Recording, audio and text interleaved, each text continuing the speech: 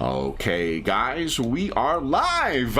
So for those listening at home, welcome to the Dungeon Musings YouTube channel. My name is Kevin Madison, and I'll be your friendly shop steward today, because today we are carrying on with our ongoing campaign playing Paizo Publishing's...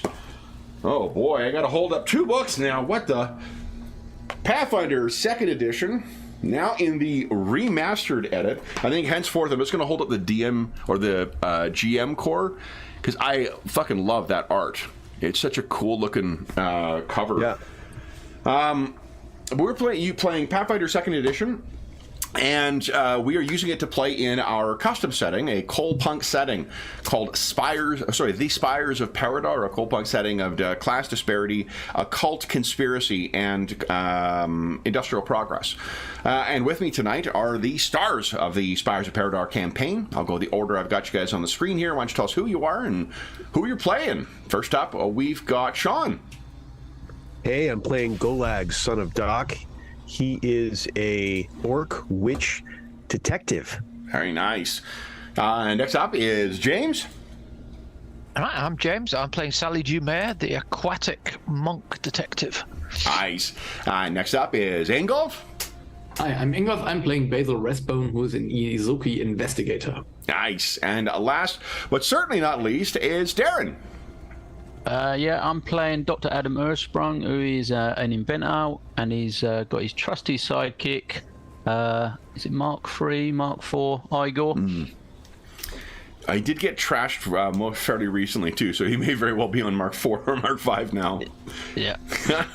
All right, so then, guys, last session was a pretty eventful one as far as making new allies is concerned. Let's see if I can provide some visual aid. Why don't you guys tell us what happened last time? Yeah, we started out on our boat from. We just escaped from the shoreline of our little sleepy town, getting shots fired from the shoreline. So we were heading down the coast towards the next village, when we were followed by the shark fins once again. A number of shark fins circling the boat, and on an investigation we saw what looked like a number of these sea devils swimming aside them or holding onto the fins, and with them. So after a bit of manoeuvring, they were trying to sort of steer us out to sea. We managed to, or Golag managed to resist that, but quite soon after, I think it was 12 of them sort of climbed on board the ship, and there was a bit of a sort of standoff to start with, but then Basil stepped forward and handed the leader the amulet that we'd taken from the church, and could have really done with a translator at that time, but Sally seemed to be absent for some reason. But luckily Basil was able to communicate telepathically with this creature, so we had a conversation, and yeah, they were happy to help us after the amulet had been returned. So yeah, we did communicate a deal that they would go into town the next day and distract all the townsfolk by attacking the ships in the harbour, whilst we were to go and try and find and defeat the Dark Tide Rider's nest, which was supposed to be in the house, the largest house of the town, which we decided would be the owner of the cannery. I've forgotten his name at the moment. Horgan, Mr. Horgan. Yeah, Mr. Horgan. Wayman Horgan. Yeah, so we returned to shore, made our way back to the farm.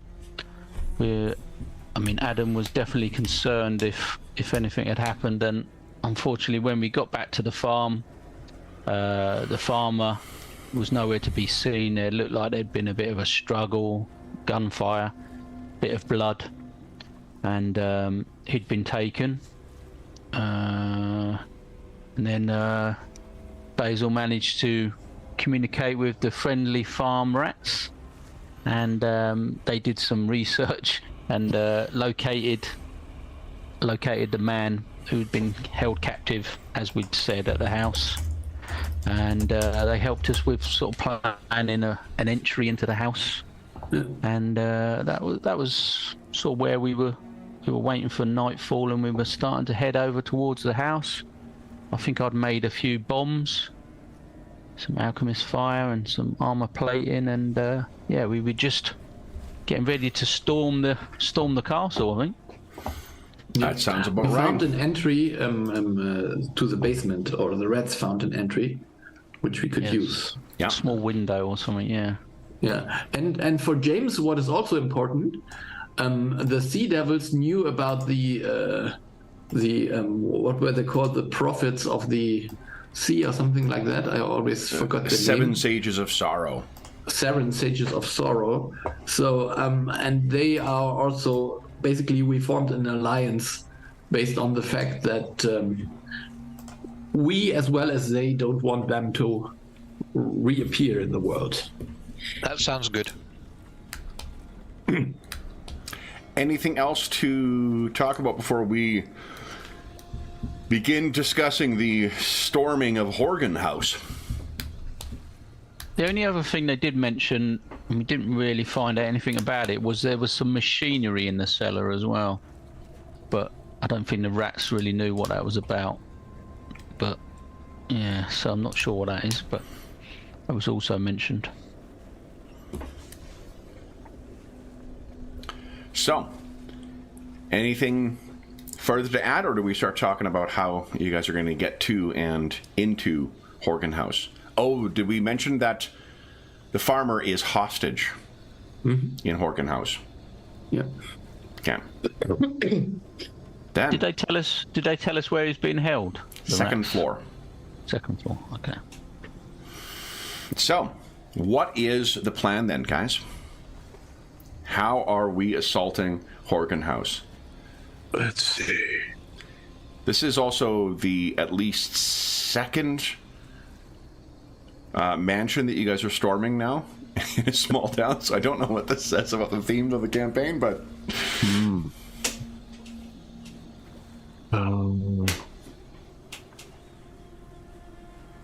Let's see here. So the entrance point is the small window in the basement. Yeah. I think. And I think we're not going to be using a map per se for this, so I think one way to think of it is almost like how Call of Cthulhu does it, where it's just by rough kind of locations, almost like a point crawl kind of thing. So there's the main entrance, obviously, and there is that other entrance that the rats have mentioned that may give you access to the cellar. It is also a fairly ornately designed house, so it could very well be that you could get to the second floor as well.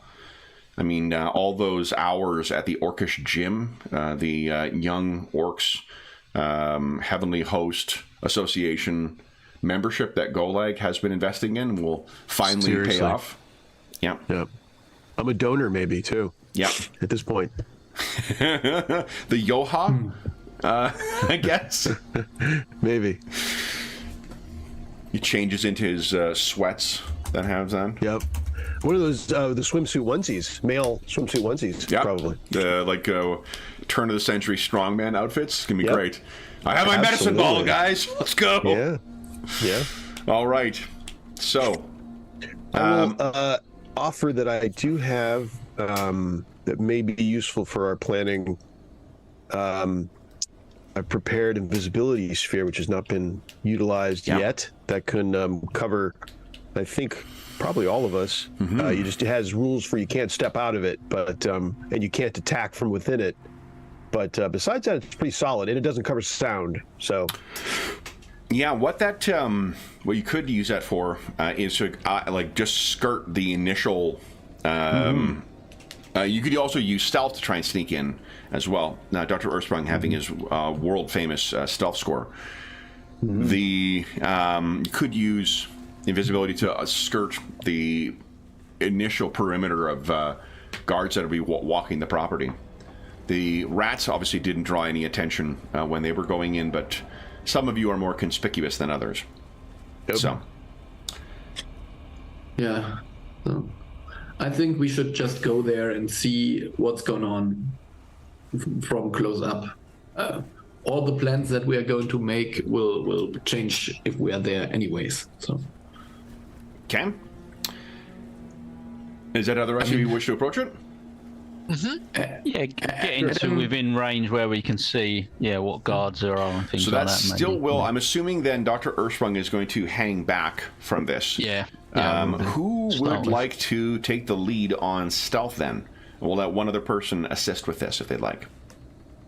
And is this something where it might be wise that we use my follow the lead skill?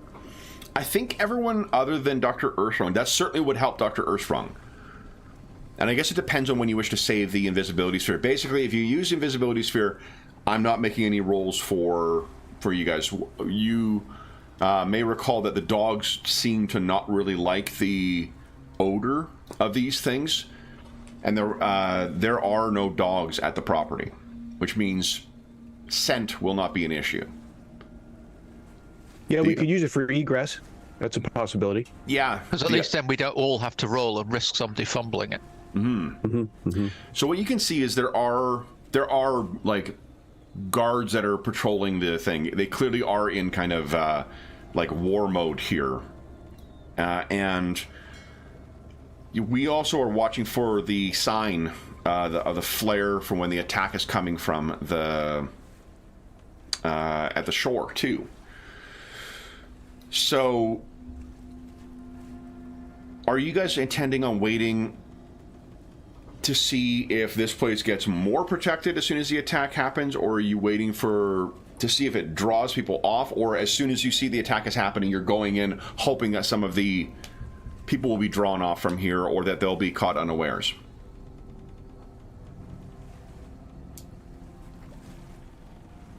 I mean, any of those could happen, couldn't they? Do you think it's more likely that people will come to here or leave if there is trouble in the harbour? I think that this does not change anything here so much, I suppose. But we were trying to sort of time it in Yeah. conjunction, weren't we? So I get so in my hope, at least the attack on the harbor will just prevent them from deploying additional people here, because those would be then sent to the harbor. Okay. That's my hope. So We look to go in when the flare goes off. yeah. And then for the initial, so there are, as I said, no dogs, but there are regular patrols that are going around here, and they seem to be, it's a fairly wide open yard that they have here, so they will likely be able to call reinforcements. Of note, several of the people who are patrolling here are openly wearing Darktide Riders. There's no effort to conceal the things that are attached to their heads, and the Darktide Riders seem to be the ones who are directing the patrols. Not everyone, in fact, maybe 1 in 5, but they're certainly they are having no effort, or making no effort to try and conceal what they actually are. So that's the first time we've seen that since we've been here. And this is quite secluded, this place, is it? From the Yeah, rest kind of like the town? opposite side of town, a little further inland, and up on a nice little prominence, so it can have a view of both the, when the fog isn't in, have a view of both the town and the ocean. Okay. I have a small technical issue. I seem to be having a -2 temporary affliction on everything, and I can't figure out why the character sheet's got that. Oh, okay, let's take a look here. I'd have guessed it was a condition, but I can't see one. Yeah. Let's see here. So, Have you added anything to your infantry? Does that do anything if you overload Oh, maybe your that's it. Is that it? encumbered? Does that do anything in this game? yeah, you're encumbered right now. You got 7. Oh, no. Oh, I've got 0 bulk. Okay, so it's not that. Probably should have something, but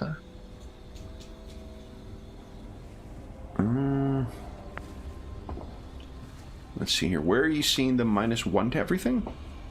I see the it in temp -2. I see. The temp Okay. -2, yeah. Why is that?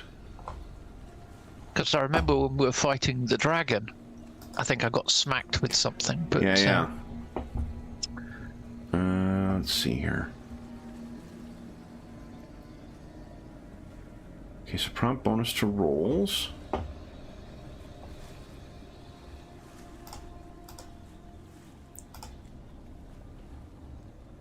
Nothing under your spells. In your inventory. Or I'll just have to add 2 for now and not No, hold I mean everything it's something that shouldn't be. See here. Oh, I wonder. Hold up.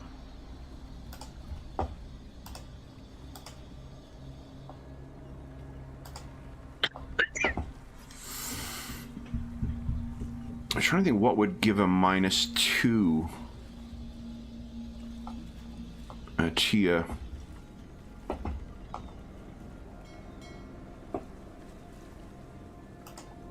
Like frightened 2 or something like that. Yeah. Yeah, that's what I thought, but I can't.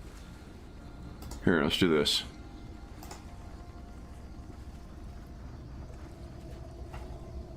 Okay, so there's frightened. And then let's get rid of frightened. Okay, that just puts back down to a -2. No one else's sheet is having this modifier, right? No. Where is it under like armor class or something? You're seeing temp. If you look on your skills, I'm getting a -2 temporary. And his everything. class DC, or her class DC, and to like everything. What on earth would be causing that? Huh. It's showing up in your temp field, I guess. Is that what Yeah, you're saying? exactly. Huh. I probably didn't notice it last episode because I think I you had make got a- hit with something by the dragon. I was going to say, if you make a roll, does it list it when you make the roll? Does it Oh, say, let's give that a good -2 suggestion. for whatever this? No, it just you- says bonus to roll. Let me just. But if you, yeah. It doesn't show a -2 on there, does it? But I think it bakes it into the modifier because her total bonus yeah. should be +12, not plus. Oh, okay. Yeah, so Plus T. And you didn't manually change the -2 everywhere, maybe? let's see. It's being fed from somewhere. It's a. Yeah. Yeah, can I delete it? Yeah, I can delete it. I guess I could go and change them all. Well, it should be. Well, no, because I mean, if we start fucking with the automation, you're going to end up with a character sheet that's going to be Broken. Yeah. Some of these Anything have. under options? There's nothing under there, is there? Like the options tab. What was the the damage that the dragon gave? Do you remember? Electrical? No, the sorry, Was the it effect. Is it sickened? No, mate, not sickened. Some sort of stun. Maybe second Let's 2, take a look here. yeah. I happen to just. Oop, Sickened 0. here we go. Dragon, Frightened. Frightened dragon. 0. Oops, Enfeebled 0.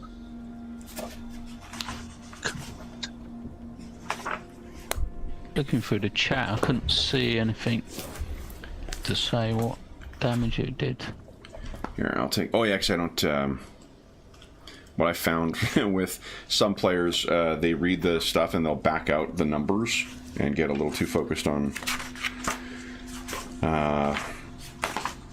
what the numbers are in relation to their characters. Okay, what the heck?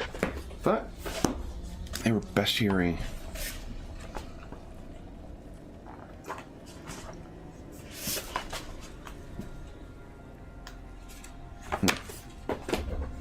Tier 1. Here we go. There we go. Okay.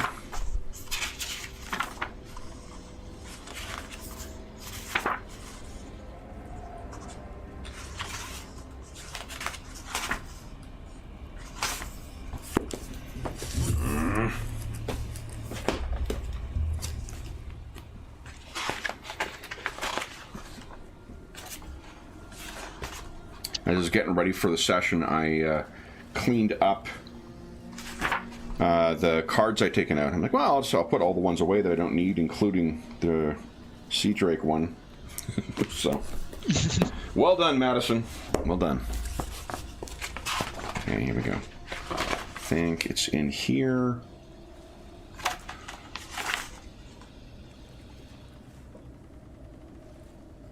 Aha! Okay, here we go. Then the modifier is...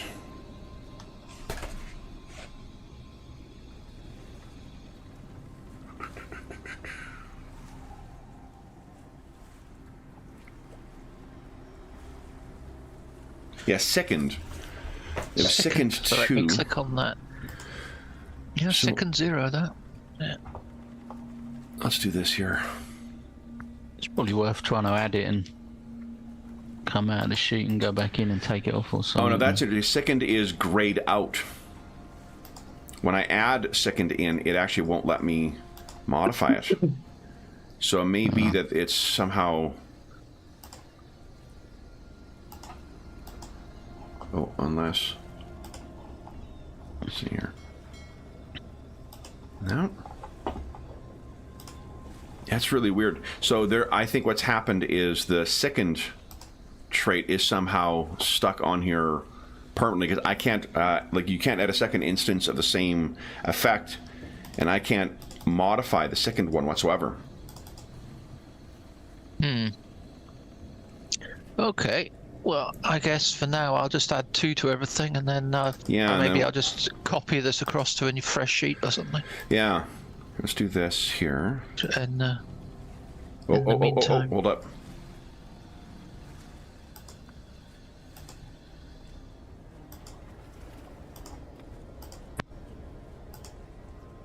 Okay.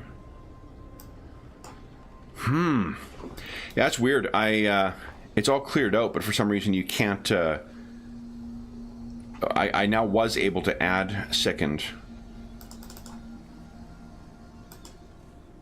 Let's see here. I assume you can't have second -2. tried that. Yeah. Yeah, won't let you go Or is under. there a condition that gives you a bonus +2? I don't know if there is such a thing, is there? These are all bad, aren't they? A blanket positive modifier, I don't know. No. I wonder if there's something you can do to clear. Show spell tab.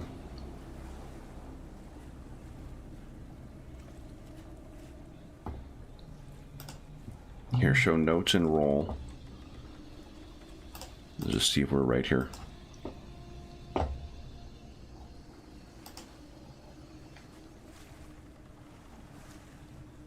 So it's not showing the notes in the roll.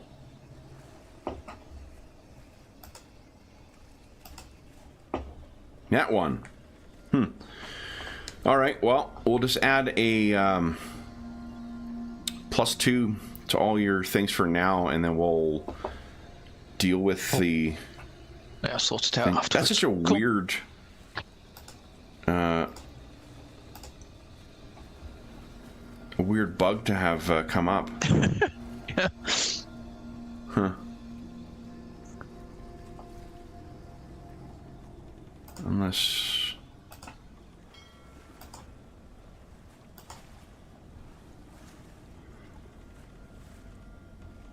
let me see something here. Wonder if I can fix this. Oh, just hold on, James. Yep, sorry. Sorry, I'm just trying to figure something out. Wonder if we can just code around this.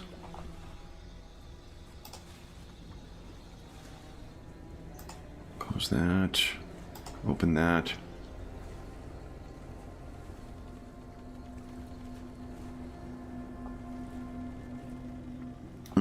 No, it's hidden in the sheet. I thought, like in the 5e sheet, there's they include the formula that the sheet uses for it, and if Right. you need to hack it, you can go in and just change modifiers and values, and you can't do that on this one. Well, maybe between now and next session, I'll just copy it across to a new sheet. Yeah. I think. Can you do a input, whatever it is, like the API input or whatever it's called? Not API. Well, whatever it is. There's a way of bringing directly from Hero Lab in. Yeah, unfortunately, I don't even see a thing where I can click it and add automatic modifiers. Or maybe if you could just create a new sheet, yeah. Sally Dumais sheet, and then I'll just come in the next few weeks and done. Fill it in. Here we go. And then we can. Here we go. Just I'll do that now before I forget. Cool.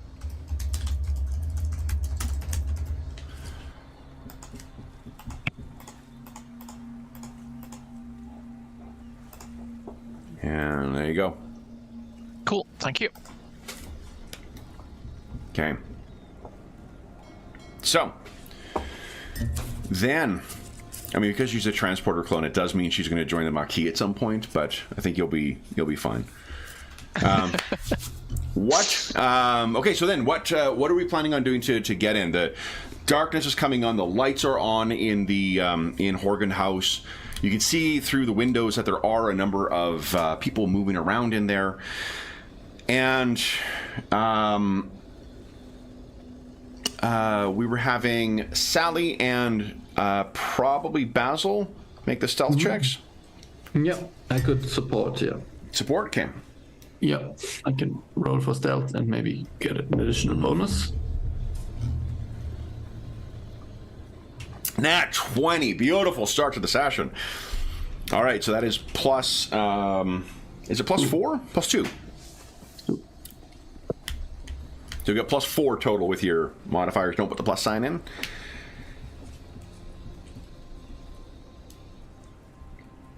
Oh my god. Would you like to hero point that? That's a hero point, that one. Okay. It saw me trying to add a bonus, 2 bonus to it. It's like, I have none of that. There we go. Is that including the plus 4? That's got the plus. No, that's just with the plus 2. Plus 2. Okay, so it's 31 is the total. All right. So you guys are able to get a full reconnoitering of this, and why don't you each give us a perception check as well? And this each of you can do. Let's see if there's anything beyond just the obvious that you're able to pick up. Oh, amazing. Basil, holy smokes. Does that include your investigation bonus? So 31. Yes. All right. So Basil, your little nose is going. And there's definitely a scent of brine coming from that place. Seawater. And you can see that there are seemingly folks active on all levels. With a 30, you are absolutely able to pick up or find the little like trellised location that you're going to need to kind of break through or disassemble to get in and get into the basement.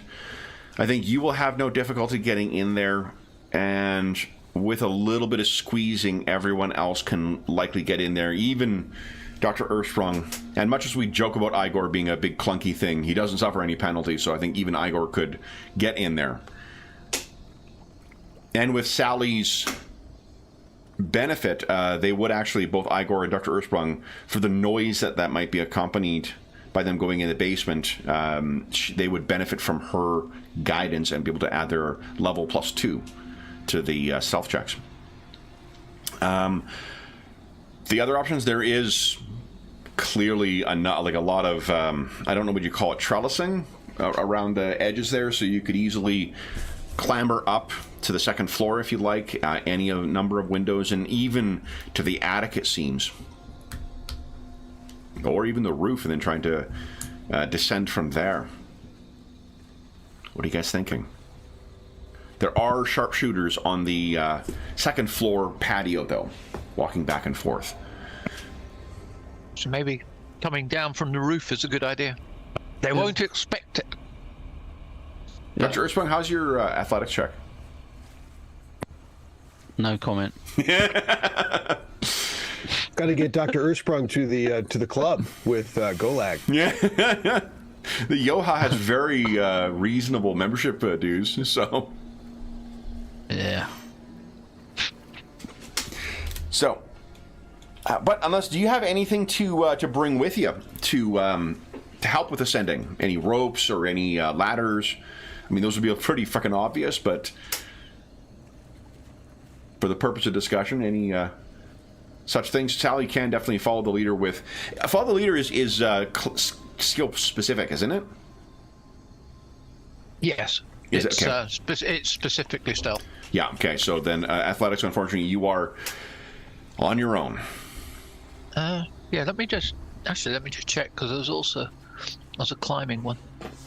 I'm a lead climber as well. Are you? You're a. I've got both. Oh, for follow the leader. When climbing, you can prepare routes for others to follow. Oh, let me just. Why am I reading it out? Yeah. Lead climber, nice. Well, that's awesome. Like, we thought of these situations before. Some campaigns lead into combat, some campaigns lead into investigation. Us, it's all about climbing and swimming. So, Yep. This campaign sponsored by the Yoha. Yeah, and underwater combat. Yeah. Yep. All right, so that's pretty good then. You could, if any of them fail their checks to climb, you can attempt an athletics check against the same DC. Instead, they fail. Okay. So there we go. That is the roof where we're going. I mean, how many guys have you got to take out? How many sharpshooters or people on the sort of balcony are there that need to be? I think your concern may all, in addition to just like the individuals, is alerting the entire house. Then. Yeah. So we've got the invisibility route, the roof, or the basement. I guess are the three options. Yeah, I mean there was a machine in the basement, so maybe it is worthwhile to turn that off. I don't know. I like the idea of going into the basement and finding out what's going on there. Purely, machines, you say? Purely because I don't have to climb on the roof. Dr. Ursprung is skeptical. I sense. He knows his skills. He knows his levels. It's fine with me. Whatever we determine. So then, is the plan to use invisibility sphere to get to the here and then enter into the basement? And the choice is that or follow the lead. Is that our two? Yeah.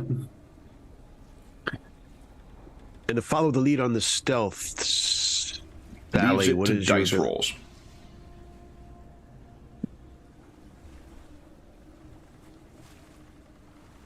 Basically, we use the worst roll, right? But it avoids everyone having to roll.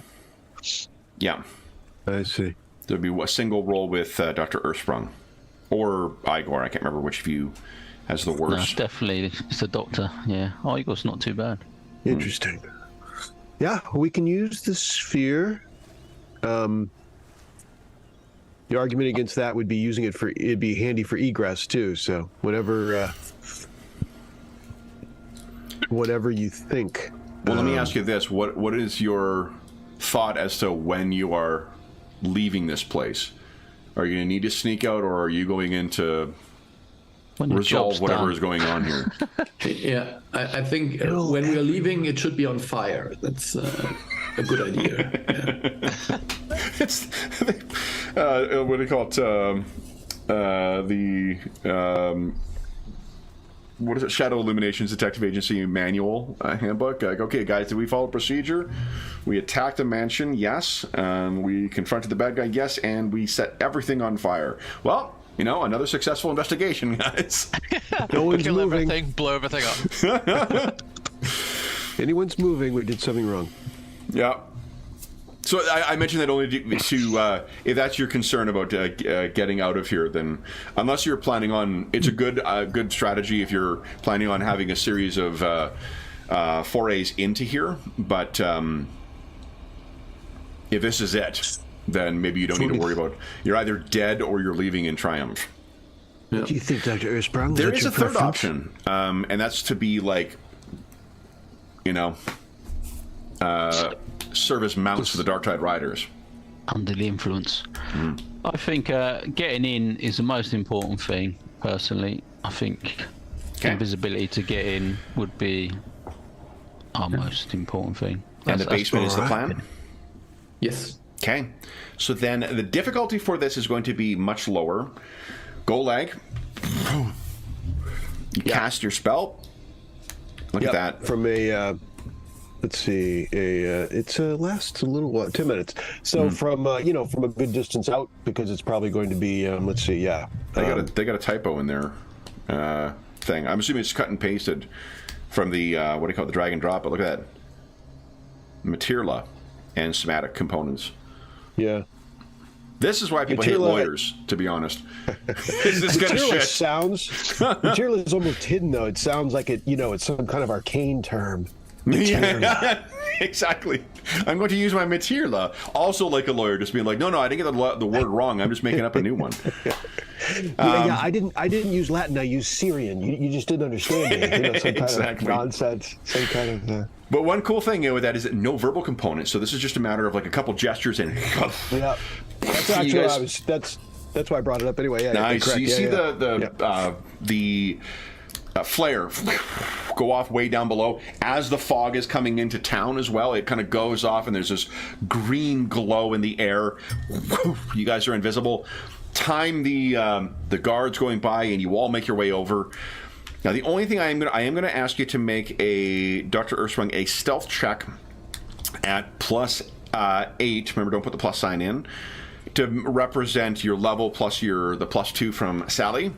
This is only to go in, and your difficulty for this is going to be much lower than it would have been to try and sneak past everyone. When you say lower, about a 9 would be good. Look at that! What are you concerned over? Oh, you could have climbed up anyway. All right, guys. So now let me bring you down into my reference image, the basement. Now, the windows, of course, are not nearly as big in here as what they are. Ooh, we're going to do a traveler spread here. Here we go. There we go. So what you can see is, if you picture these kind of rows of mechanics and whatnot, and tubes and devices all running through here, there's a low ceiling in here, it's dark, there is a stink of seawater, or perhaps the lovely odor of seawater, bless you, as far as Ms. Dumer is concerned. You each drop down in here, and beyond this, these stacks are much larger in the cellar here. There are also very large rows down here. Bless you. And Sally, I think you were the first one. Oh, you all have dark vision now. You can see rows of tanks down here. There are about maybe 20, 24 rows of these tanks that are being seemingly germinated adolescent versions of the Sea Devils. And you can see drifting in there as well, not attached to them as of yet, but drifting in and almost as if like monitoring things. James is making a save against sneeze. Look into a light, get it over with. You can see that there are more of those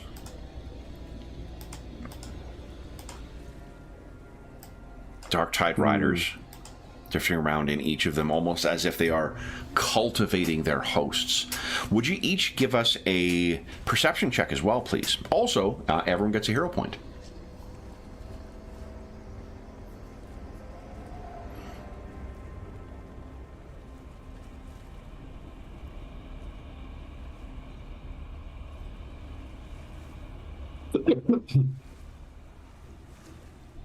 Okay.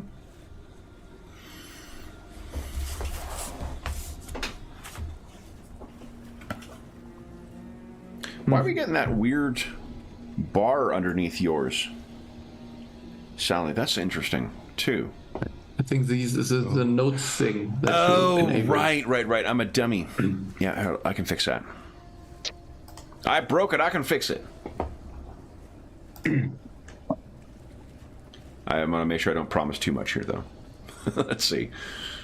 No. There we go. Okay. So Sally, you have 2. Oh, you haven't spent a hero point yet, have you? Yep, I did. You did, right. Okay. Then, Coalpunk, Earthsprung, Basil. All right, so Basil, even over the scent. Oh, did you want a hero point then, or? Yeah, I think. Come on, we need. I will tell you, this is good enough for you to smell something. If you rolled better, you might get more. So your choice. Yeah, come on. These hero points are not to be saved; they are to be used.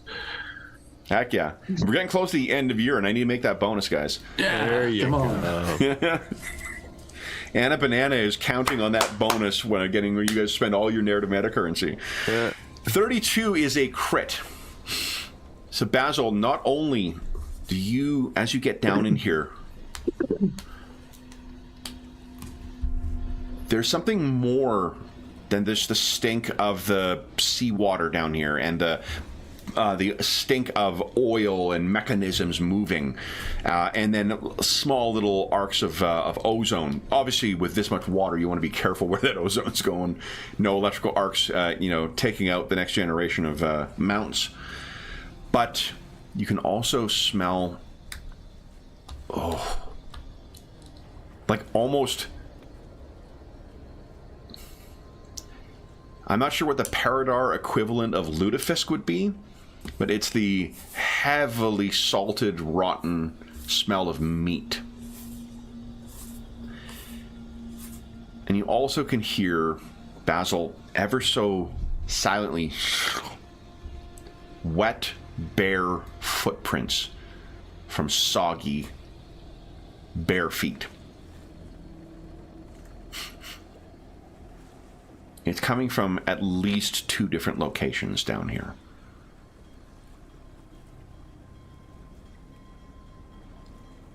So that means there are dark tide riders, which are just floating around, and there's also 2 caretakers. Let me call them this. So, if you mentioned the ozone, I think it's quite explosive and combustible. It's more than this, the smell of it, and it definitely, yeah. You could make bombs down here. Every Sunday is a matter of how do we blow up this place. Because last Traveler last weekend, or 2 weekends ago, we were trying to set off a atmospheric processor. So, but down here, what you can, it's more like there are electrical devices that are driving this stuff, and it's probably the arcing and the stink of it. No. But what would you guys like to do? From where you guys have entered and dropped down here, it does not seem like there is anyone else. And you can see down here too, Basil, the ductwork or whatever down here, like the pipes that are going along, the bulkheads to support the rest of the structure. This likely is where the rats were scurrying around. Mm-hmm. You may even be able to fit up there and scurry, for going along. I think the others might have difficulty. Sally's quite acrobatic, so she could maybe contort herself into there, but I think we could create a diversion so that we can move from the basement or through the basement. Just if we I don't know, if we produce a leak in one of the pipes maybe or something like that, then all of us can sneak in. How much time you got left on the invisibility? It's like 10 minutes, I think, in total. Yeah, it's 10 minutes in total. Yeah, so probably like all things in, getting like the trellis out of the way, getting access to this thing. It's basically a window that they had forgotten to secure properly. So that's pretty much done now. Yeah. Yeah. I think that's maybe the only chance to get through here without fighting everyone, but we can also fight everyone. Well, And we're one thing I will say, it is fairly noisy down here. So would that you did get into a fracas unless someone got away to give a warning. This is also a... You can see this is Dr. Earthstrong. This is a kludged together place, so it is very unlikely to have like a, alarm button to warn people. And we did agree to try and save these Sea Devil, or they're youngsters or whatever they are. Yeah. Yeah. But these are Sea Devils? I thought these were Dark Tide Riders in the sense. There are Sea Devils in there, adolescents, and then there are also in the same tanks. There are Dark Tide Riders drifting around, almost like caretakers on them. Mm-hmm. Are they actually attached to them, or just sort of swimming around? And do they look like young ones as well? They look as large as what you've seen. All right, so they're more adult. I mean, we could try to get to the entrance of the basement, and then block it, and then try to clear everything out. Yep. Mm-hmm. Okay. So a couple of ways you could do that. You could try and just sneak your way along here and try and avoid whatever is lurking down here, or you could try and make your way along the top. Or if you've got any other ideas, I'm open to hearing them. What do you think? Sally would be quite good at blocking their escape. If I would do that. I seem to be only able to roll a 3s or lower at the moment, but we can give it a shot, see if my luck is changing. Do we have that ticked on your character sheet too, or? So why don't you give only us? to have a D4. Yeah, I think there's other skills that may come into play, but I think ultimately it's really just a stealth roll. You're trying to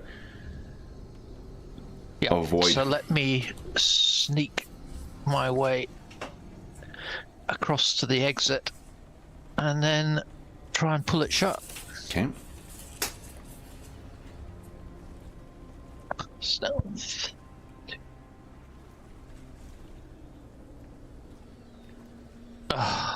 Okay, let's hero point that as well. Okay.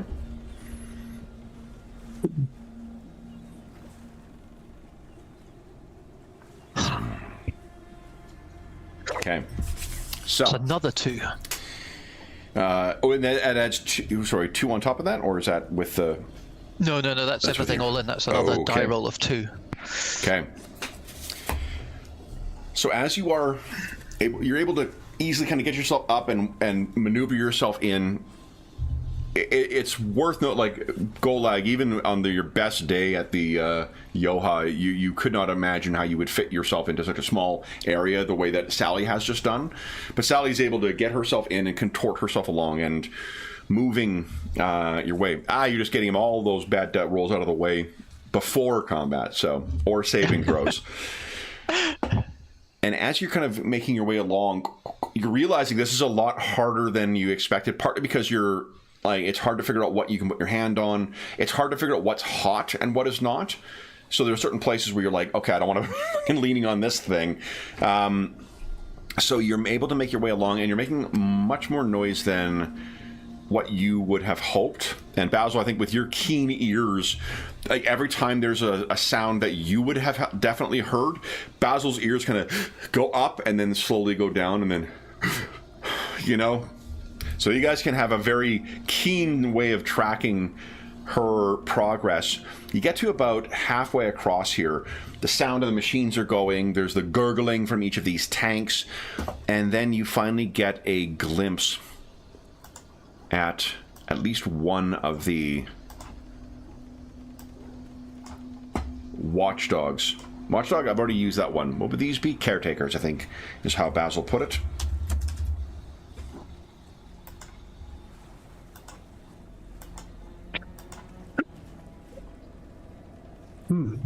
Oh, lekker. Unseen here at the back of the head there, underneath all that seaweed and stuff, is one of the Dark Tide Riders. This is some kind of aquatic ogre, perhaps, or aquatic troll. You're not quite sure, Sally. Oh, actually, you can give us a society check if you'd like. Yeah.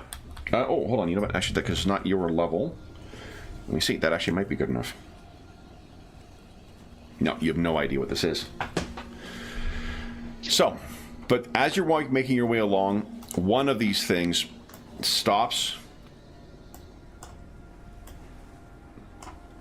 And let's be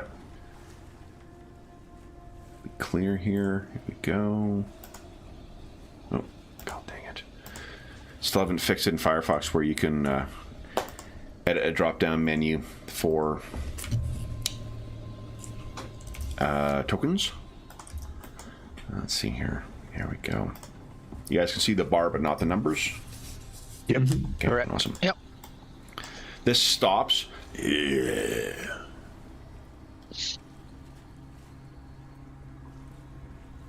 And looks around in kind of a herky-jerky manner. And then lurches over to one of the tanks and goes about its monitoring again. It seems that you did not hear it. Or did not alert it. You are able to continue the rest of your passage to the far end. As you do,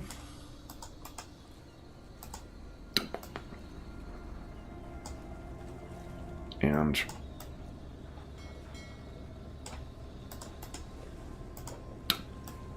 there are 3 of these beasts total.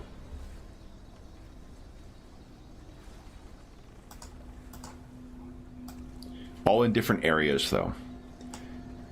If you were to engage these things, you likely, if all of you are in the same location, you likely can keep it so that there will be delays for the others getting to you.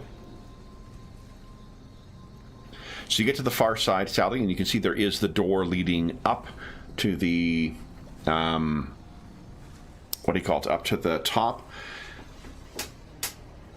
Is there anything that I could use to jam in the door? I should have brought something like a Titan or something to do that, but of course. I can't remember. Do you, thievery, do you have training in thievery? No. Okay.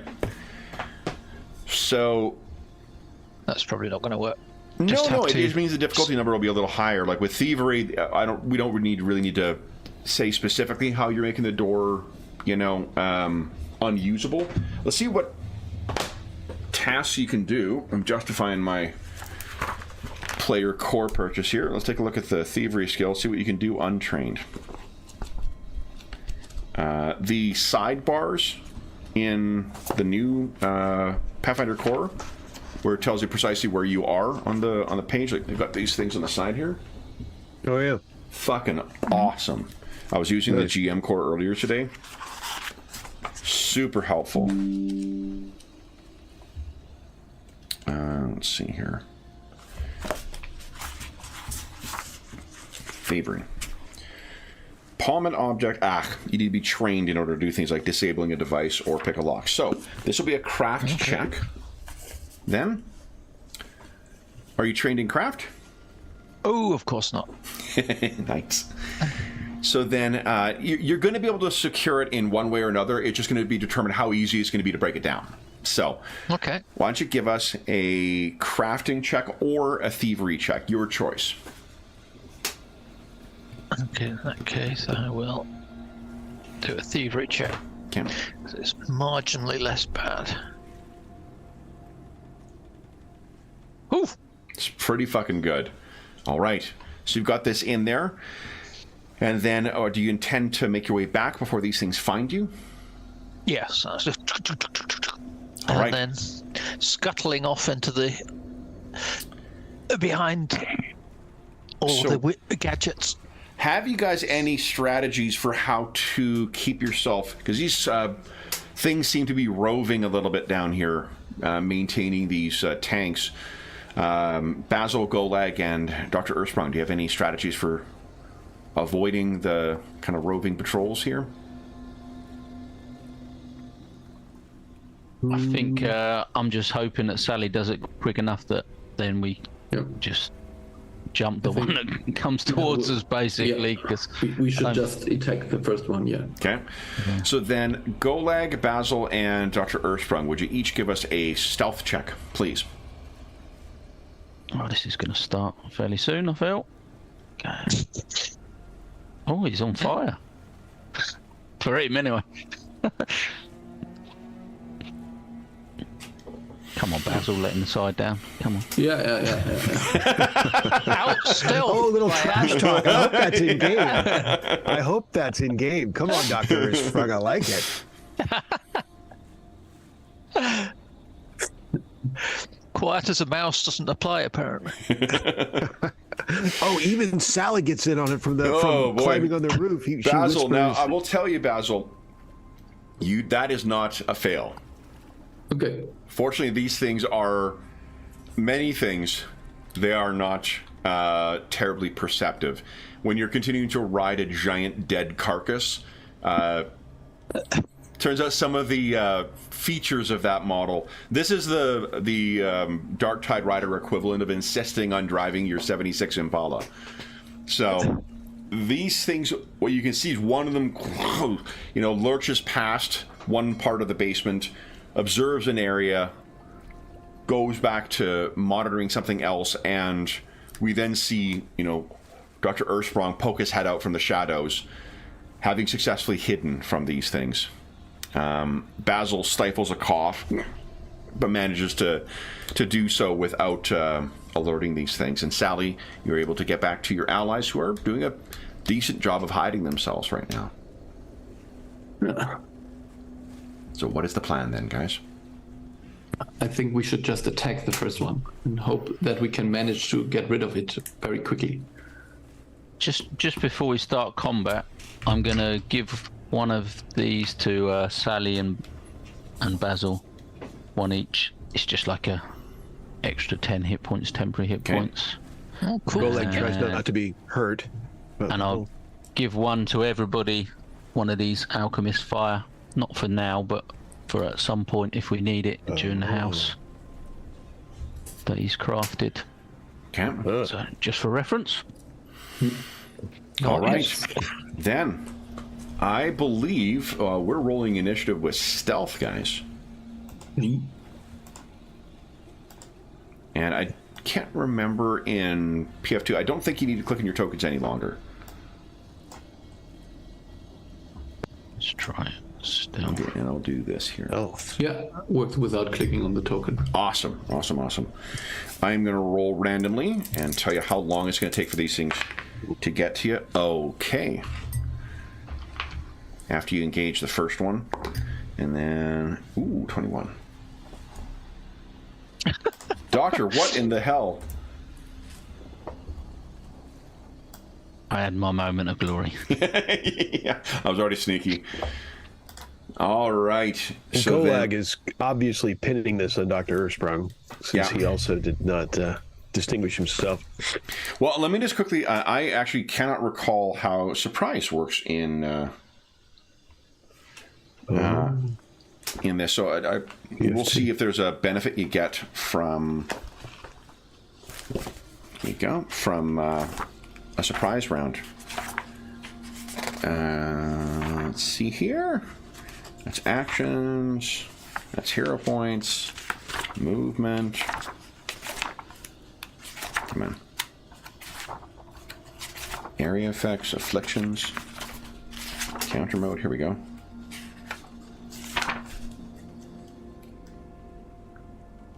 I don't think there is a surprise thing. I think you're just using your stealth skill.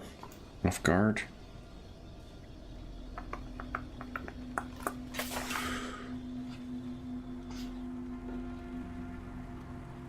I think the only thing is that they are flat-footed. They're flat-footed, right? Yeah. Yeah.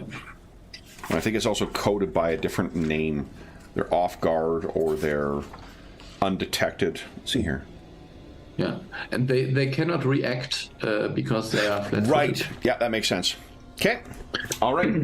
Let's do this then. So, Basil, you were up first. Tell us how far away you kind of want to be, and we'll use like 1 action distance, 2 action distance as kind of the... Yeah. I hope that I can manage to be in 1 action distance. Yep. Sneak up behind it and then stab it from the back. Go right ahead. So and I will add +2 for the flat-footedness. Okay. 29? Flat-footed modifies the defenses, not your bonus to... Yeah, okay, so then... that's fine. It all comes out in the wash. Yeah. That is a crit, so go ahead and roll critical. Nice. Do you have your expertise damage as well against flat-footed, or only... The strategic strike, I did not call for that, so it would be unfair to say I did that. Would it be? You're not. I mean, you're under the weather, so I'm willing to be forgiven. Was that what you intended on doing, or? Yeah, I mean, I should do, but yeah.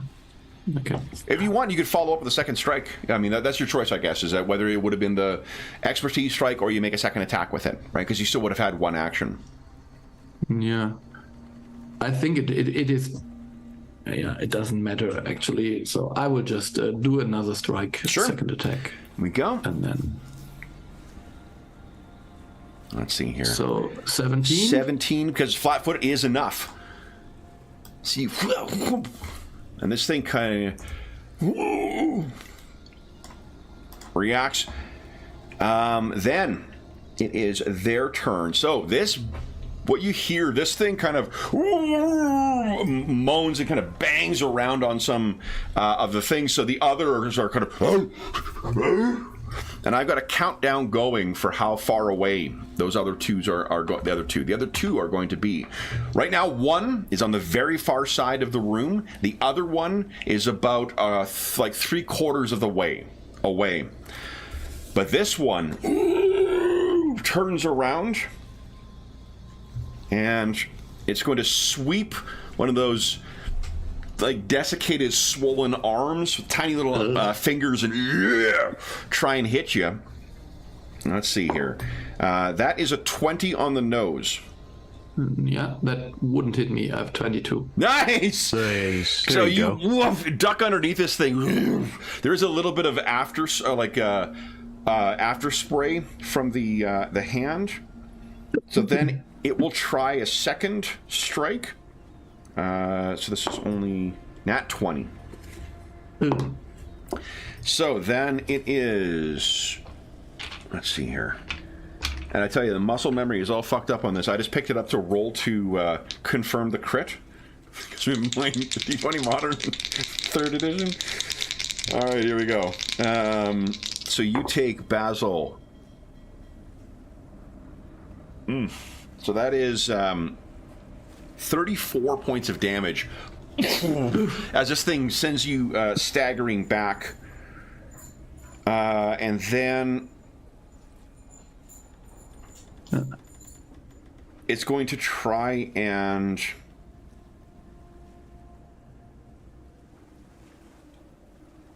it's going to try and grab you. So we have +4. 12 will not do it. That is it for this thing. You can hear banging as these others are trying to move over. Let me begin counting them down. Then it is Ms. Dumaire's turn. Okay, I will move forward. Can I get behind this thing if it's distracted? Yeah, you guys would have sort of been able to strategize this. So, like, Basil goes forward, stabs this thing, turns around. You could go in and try and flank it.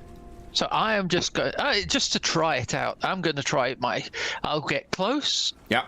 I need to, no, I need to be in my tiger stance to do that. Is it a two-action thing? Because you can move in tiger stance and do something else. I'll just do then a flurry of blows. Nice. Okay. Go ahead. Okay. And are you using your extendo gauntlets, or are you getting into melee? Well, in that case, if I've got my tiger, that's a good point. If I've got my tiger gauntlets, could I be able to just get into stance and then slash straight away? With 10 feet. There's only 10 feet, and I think we were seeing a move, which is you probably about 25. Okay, I'll move. Yeah, I'll do that. Let's just do that. Okay. Let's not try and get too. Okay. Go. You guys are getting dangerously close to another hero point. That, with the flat-footed, because you are flanking, is a hit. Cool. Okay. Oh, down. Oh. And then I will go for slash number 2 then. Okay.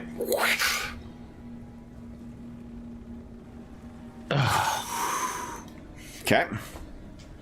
We're fortunately not playing with crits hitting allies, so that's good. Roll a 2, then a 1. And then, you can hero point that though, if you want. No, you couldn't because you don't have any hero points. Yes. All right, so you get in and get those 2. Then it is Golag's turn. What are you doing, Golag? You're probably a move away from these things too. So like 25 feet range of most of your spells, I believe. Yeah. So let's see what. So how close is the closest one? Would you say? The closest one currently is within 25 feet of you. The others, I'm gonna basically the distance they are away. I'm gonna also apply as cover for them. So like one of them has got an enormous amount of cover right now. One has got like at least half cover.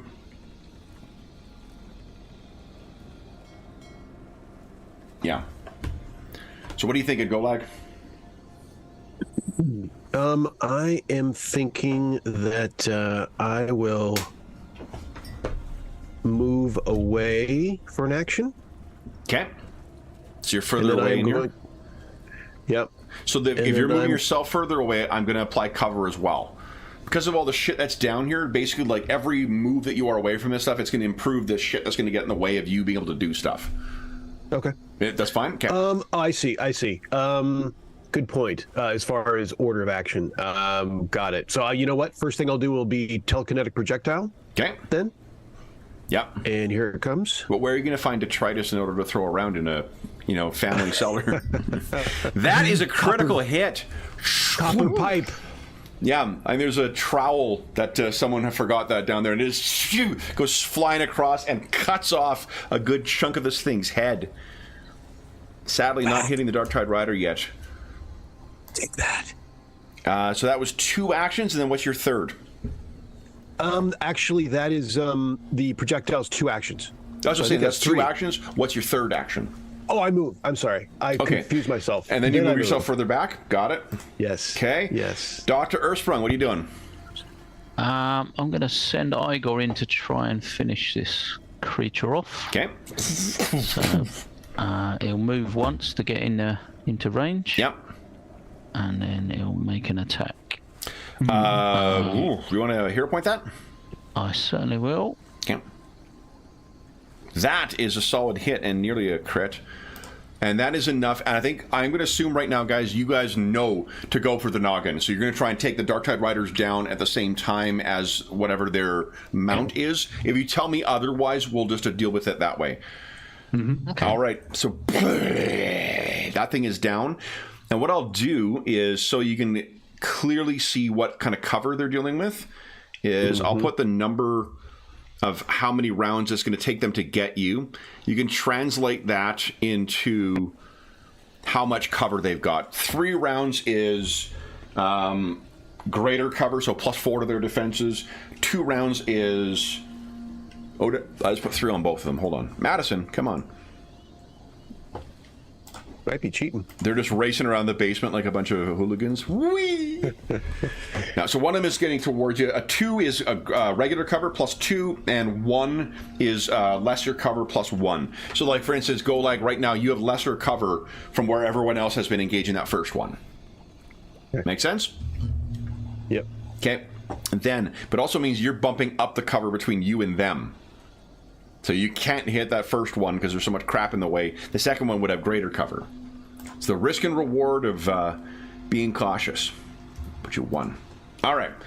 Then, Dr. Earthsprung, that was only a single action to instruct Igor, right? Well, I said I was going to give him 3 actions, so I'm just going to he's just going to position himself in front of Basil, Igor, and then I'm going to move over to join the others so that next turn I can do some healing or you got it. Yeah. All right, then it is Basil. Whew. Okay. Any number of that train that has hit you? So yeah. So it's very loud here. So maybe shooting a pistol will not make suspicious noise. with the attack going on in the town, they probably have other concerns. Yeah. Okay, so then I will just drop my sword and take out my pistol. That would be one action. Strategize. If and you then think try. you'd have your pistol out when you knew you were getting into combat, because you got two hands, I'm fine with that. You don't need to spend another action drawing it. Yeah, okay. So then I would just strategize and basically aim for the head or something like that, whatever that exactly means in this context. For one of the ones coming through, the stacks or whatever? Yeah. The next one, and then try to hit it, because that's what I do. Yeah. Makes no sense to do anything else. That's what I do. I sneak and I shoot things. Yeah. That is... Okay, so his cover... All right. So you just add the cover to the exactly, yeah. The cover adds to the defenses. Oh, and even with the cover, that's a solid hit. Nice. I'm just trying to see if it's a crit. Even with a cover, that is a fucking crit. Go ahead and roll crit damage. Yeah. Yeah, really. Oh yeah, wait a minute. Which is to say, the next thing that's going to happen is a 3-hour cutscene. Ooh. Good shot. All right. So you're going along and... So that is one of your actions. You have two more. No, that was actually two actions, because I have the strategic strike, which deals me fantastic. 7 more, and I could roll for critical there as well. Yep. Go ahead and roll critical damage. Nice. And is the last one going to be to reload? Yes. Holy smokes. Look at this, guys. So Basil, having been beaten by the other one, lines up and... I think you managed to cut through a ton of the like fibrous little tentacles that have gone into the head of this thing. So it's kind of like writhing on the back of the head, and then you calmly reload your pistol. Yeah. Their turn. They are closing in. Only one away right now. Only 2 away right now. Feels like deja vu. I think we've done this exact same type of fight before. Sally, you're up next. What are you doing? I guess I'll move up to the nearest one, and then I'm, just because it's not the smartest thing to do, but because for the giggles, I'm going to use the Tiger Slash. So that's interesting. These are not like one distance away. They are 1 round away, which would be a full round of action, right? Case. But what you could do, though, is if you want to make a athletics check, what I'll say is that on a success, it takes you 2 actions to get to that one. On a crit, it'll to give you 1 action to get there. As you're sort of athletics or acrobatics, as you're kind of cutting through the things that are intervening, leaping over the things, that would leave you with either 2 or 1 one additional action. Okay, well, I'll give it a go then. Okay. Amazing! So, in a single action, what does it look like as you weave your way through that? Maybe Basil, like, shot through and then you leap through immediately afterwards? I will bounce across. I can just imagine there are these benches with the things on top, so I'll just bounce from one to the thing, thing, and then with 1 massive Tiger Slash, please, can I get another 18?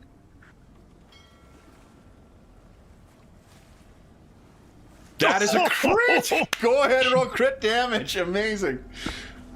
Is this my time? Yeah, you're going after my male. Wow. Holy shit. All right, so I'm just going to translate the damage to... hold on here. Yeah, this is my... what do you call it? This is my turn order 1, so... You leap over and you slash from top to near bottom this thing, and it drops down. Then Golag, what are you doing? So, for spell range purposes, what is the range, would you say, of... For spell range to this thing is probably... It's more than 30 feet. So any of your spells that are 30 feet range, you're out of range for that. And right now, from how far back you are, they've got greater cover. So they got +4 to their defenses. And I've got an extender for my spells. Yeah, that could get it in range. The difficulty is the line of sight, I think, with all the crap that would be in the way here. I think I'm going to use that. So that's going to add 1 extra action to your whatever spell you're casting, and then what are you casting? I'm going to cast Biting Words. Okay. So I obviously I call this thing out as the looker it is. Yeah. I am indeed doing what you think I'm doing. I am. Siding with the Dark Tide Riders. That's a bold strategy. It's wow. However, that is still a hit. All right. That is still good enough. Sonic damage. I wonder how loud that effect is. My insults, they reverberate. I'll have you know. Yes. All right. So that is incredible. Then it is is there any after effect from it, or just flat up damage? Just that it facilitates attacks on 2 more rounds without using only 1 action and no other spell slots. So it's pretty sweet. Amazing! Yeah, that's incredible. Yeah. All right, so you hit this thing, staggers its head to the side, and you know what? I'm sorry, that is a miss because of the fucking cover. Oh, okay. There we go. Oh. Yeah. So you're just not able to get it, and when you get it off, the spell just dissipates without effect. There's no effect on miss, right? No. All right, then it is Dr. Earthsprung's turn. What are you doing? I'm gonna patch up Basil first. Okay.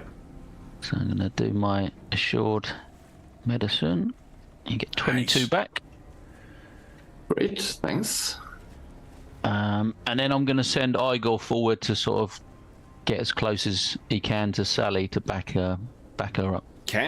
Yeah, because this thing is about 1 round away from Sally. Yeah. 2 rounds away from the rest of you guys. And so Igor stomps over to where Sally is. He has to... I mean, he could make an athletics check if he wants to try and clamber over. No, he just walked round. Yeah. He just... You know, that is that scene in Hot Fuzz where, like, what's his name's character goes, like, leaping over the sides and whatnot. He's like, oh, it's great. And the next guy just goes smashing through the fucking wall. That is Igor. All right, so Igor has joined Sally and is standing in her defense. Basil, what are you doing? Yeah, I think I will use 1 action to move a little bit closer and then try to strategize and hit it with my pistol. So unless you're going to use athletics to use either 1 or 2 action or acrobatics to try and intervene, it would be a full round to try and get closer. Okay, then I would just use the full round because I'm not... You're not acrobatic or athletic? No, I don't think that this is... like, at worst, it'll take you 2 actions to do it. If you're choosing to make the dice roll, as long as you don't get a crit fail, you're going to be able to have 1 action where you will be closer to it. It's just a question of how many actions it takes you. Yeah, okay. Then I will try it. Okay. Come on. Dealer's choice for athletics or acrobatics. Also, everyone gets a hero point, too. Fuck, I missed the 1 o'clock. Woo-hoo. 16? You want to hero point that? Yeah, I should. That's not a great roll. No. Yes! 23. All right, and 23 is good enough. So 2 actions. You go scrambling under things and leap over things. You still have 1 more action. What would you like to do?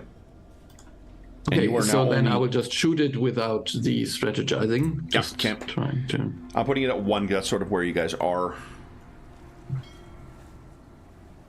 Go ahead. Come on. Nat 20, baby! Nice. Go ahead and roll your damage. Holy smokes. Oh, yeah. Well, 16? Okay. 25. Yeah. That was it for me. Okay.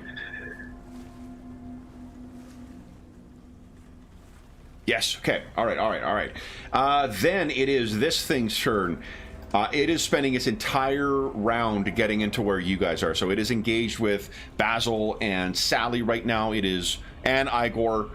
It is one space away from, or 1 round away from Dr. Ersprung, and it is 2 rounds away, or 2 away from Golag. Golag, you have a much better angle now. Sally, what are you doing?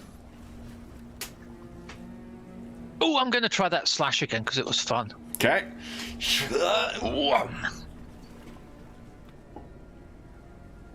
Won't be as lucky this time, I guess, but still. And I don't think you guys are flanking as of yet, unless you're spending an action to flank.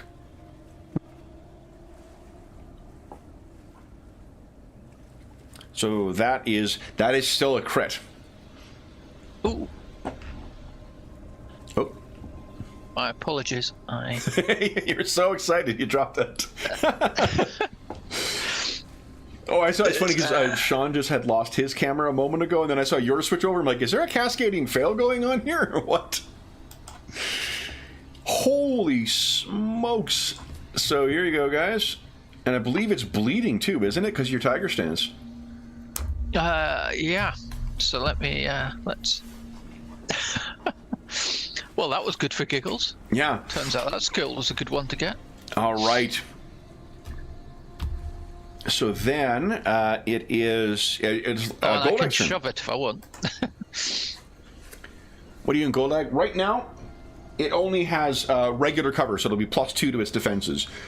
But this thing is big and slow and seems easy to hit. I think my last spell still continues for 2 more rounds. Well, no, remember you miss with it though. Oh, you have to hit? You can attack. Yeah. Let's see. You can repeat the attack. You sure it... You can attack with words once you finish casting a spell, and you can repeat the attack once on each of your subsequent turns by taking a single action. Okay, so does it... Yeah. So yeah, you can. So it's the spell doesn't reverberate automatically on it. You get to take an action to cast it, to use it again. So yes. So my first action, I'm gonna go ahead and do that. And that time, that is sufficient to take this thing down. All right. I told it to, get it going on a diet or something appropriate. No, hey, we're not body shaming here. Okay. No time for my 1d4 + 2 bleeding damage. Yeah. All right. So then, with that thing down, it appears there's nothing else down in the cellar. So what are you guys doing? You pause for a moment, and while you can hear people running around upstairs, no one seems to be clattering down the wooden stairs that you saw before you secured that door, Sally. What are you doing? We destroy the tanks. It's got the juvenile sea devils in that we're meant to be protecting in theory.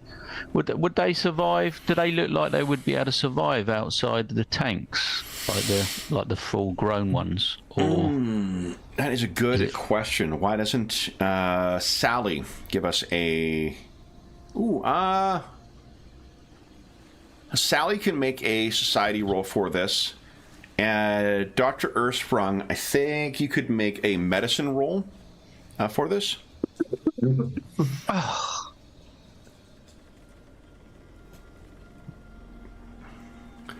So, I think for a limited time, these, depending, it's a bit of a crapshoot. These things, if they're adolescents, they likely developed the things that are absolutely necessary for their survival before you saw those other sea devils out and walking around on the surface and able to communicate telepathically. But they're adults, so the time that these adolescents can be out in the environment without being in the water is likely dramatically less.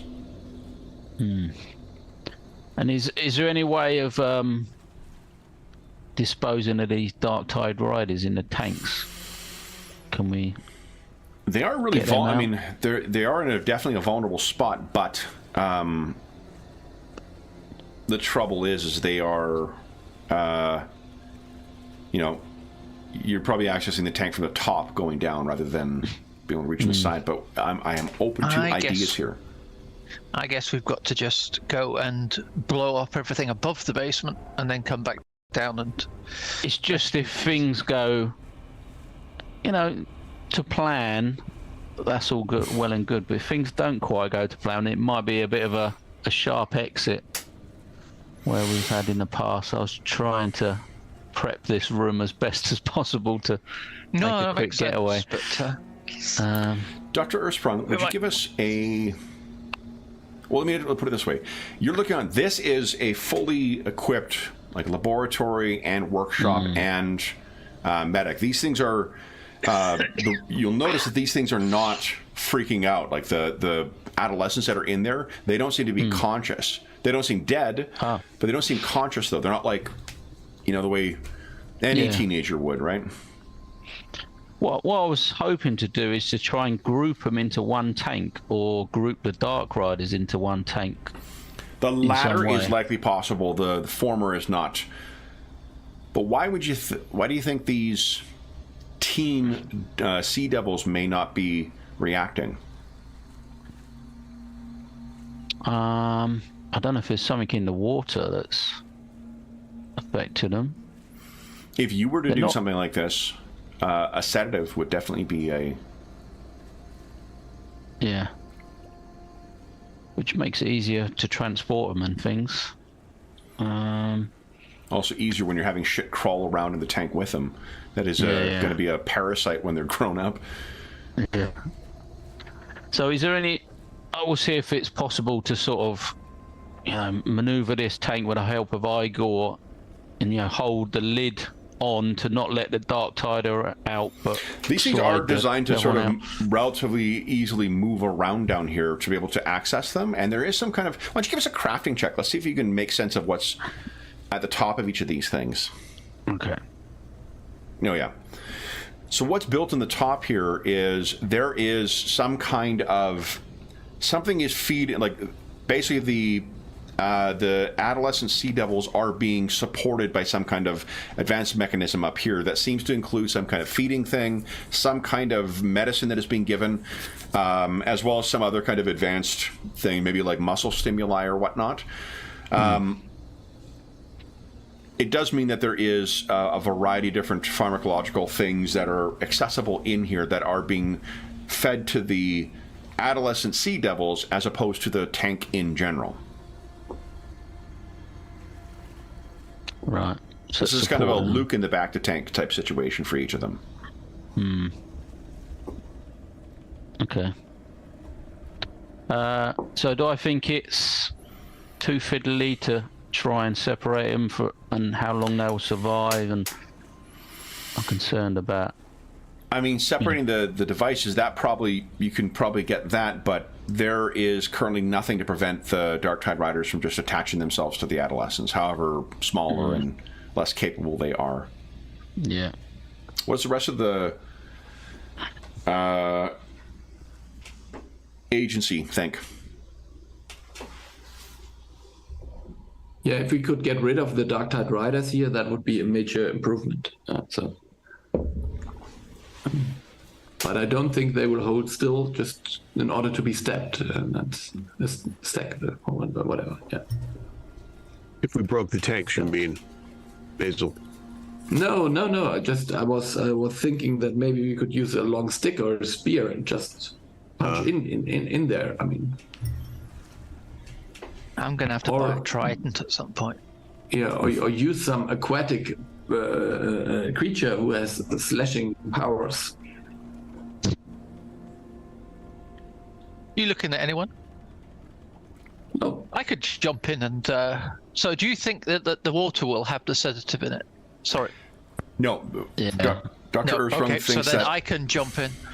The tanks, again, they're large enough to fit in there, to fit you in there and try and go around. Here's a worst case scenario, Sally. What if you get in there and you find that it's difficult to maneuver and it gets on your head?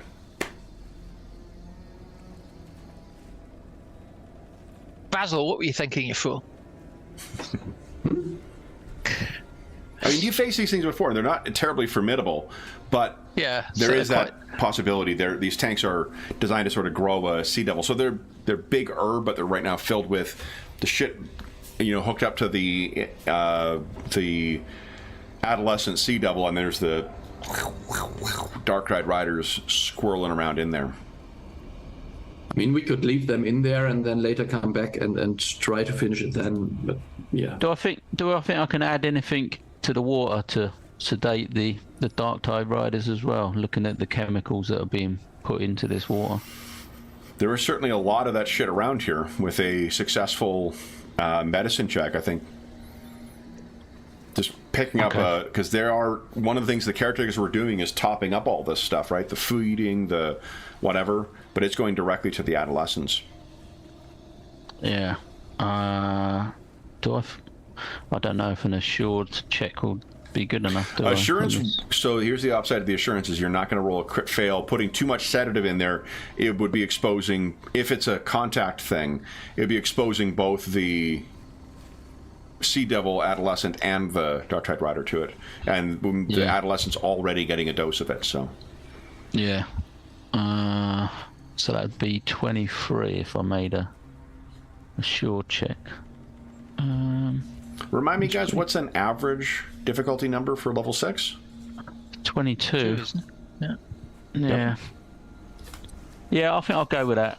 I'll go with the assured version. So you make a bit of a adjustment to it. More of this powder kind of goes down into there. And what you find, the Dark Tide Rider seems to realize what is happening too late. And it drifts down and settles on the ground, a limp cephalopod. Right. So we can easily dispatch them now, I take it. Oh, yeah. Yeah. How many tanks was it? Did you say? 20 and 24. Wow. Yeah. So let's eradicate all the Dark Tide Riders then. Okay. It'll take a little more than an hour to do all of them. You fine with that? Yeah, we'll spread out and take care of them, shall we? Okay. And that's better than afterwards. Yeah. Okay. Okay. So then I'm assuming Sally and Dr. Earthsprung are taking care of that. Basil and Golag, how are you keeping watch? Yeah, I think I would watch the door mostly, because if someone wants to get in here, then probably through the door. Okay. So what you find, Basil? Go ahead. Sorry. Oh, Sorry. no, go ahead, Sean. Go ahead. Should we? Do you think we should barricade it, or just attack them when they come in?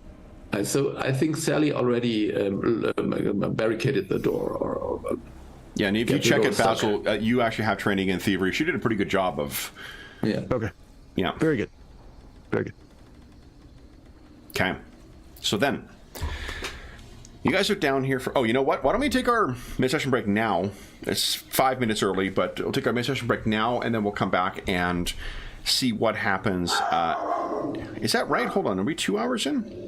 Yes. Oh, man. We missed the mid-session break already. Oh, fuck. Sorry, guys. I got too caught up in the fight. All right, so we'll take our mid-session break late right now, and then we'll come back and we'll carry on. Sorry about that, guys. Jeez.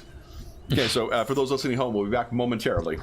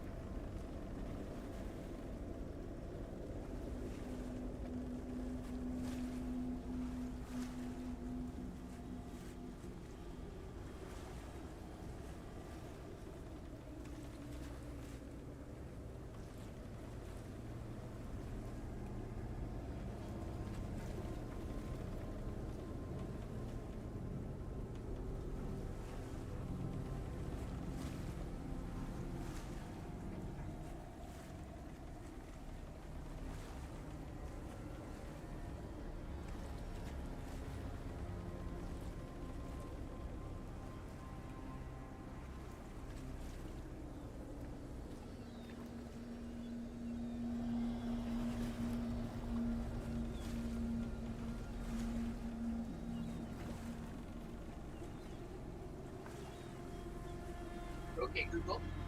Set a timer for 3 minutes. All right, 3 minutes. Starting now.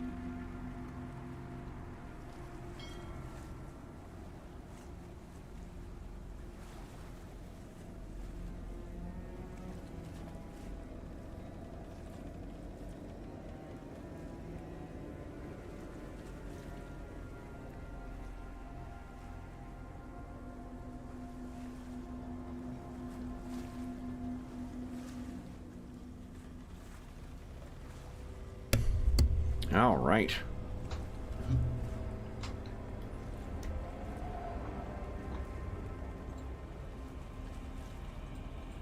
There we go. Okay. Oh, we're just waiting for... Oh, Dr. Sprawling is busy anyway, so it is... well, we can start without Darren. Golag and... So Basil is keeping an eye on the stairs. Basil, or Golag, what are you doing? Is there only one entrance to the basement? Seems to be. I mean, technically one, yes. Technically two, because you also came through that right. Window. But yeah, one actual entrance to the basement, yeah. Or cellar. I'll keep my eyes on the windows then, the way we came in, since Basil has the doorway. Sure, you can see if any guards are being alerted or whatnot. As far as you can tell, none of them have been alerted to the sound of your magic and Basil's gun. But Basil, it is about nearly half an hour before you hear the sounds of people coming down the stairs, and in that hurried way where like someone is rushing, go, go, go, go, go, go, go, go, go, and they get to the door, and they're trying to hit the door. And then you hear a kind of, like almost a squealing coming through, or hissing. Similar to the language you had heard before. So Dr. Earthsprung's task is about half done right now. What do you do? Sally, you can maybe translate. Yeah, can I make out the words? What language do you speak again? I speak. Is Aklo one of them? Aqua is one of them, yep. Yeah. So I really very, very rude and threatening sounds. Words. These are a lot of cursing and a lot of demanding the door be opened.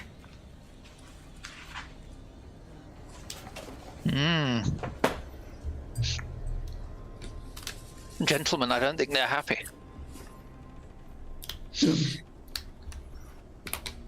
Yeah, I think we could try to let them in and deal with them if it's not too many. Okay. Basil, give us a perception check. Let's see how many And you guys tell us how you want to kind of set up this shooting gallery, as it were. Well, I guess ambush, because you guys aren't... 29. Oh. Yeah. So there's between, like, 6 and 8 guys who are out there. Yeah.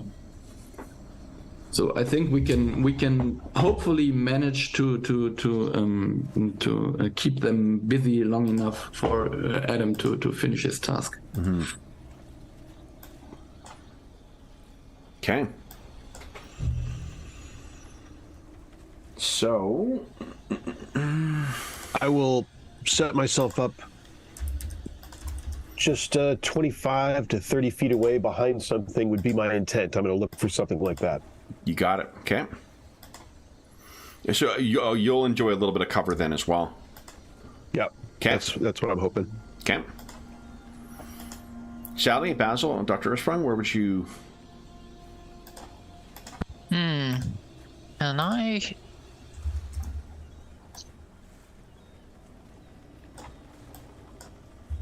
There's no way I can clamber up above? Like to the level above? Oh, well, just, nearer to the roof, as it were, to be able to... forget it. I'll just get myself, as it were, to be behind the door when it comes open. Okay. Mm-hmm. All right. And then Dr. Ersprung?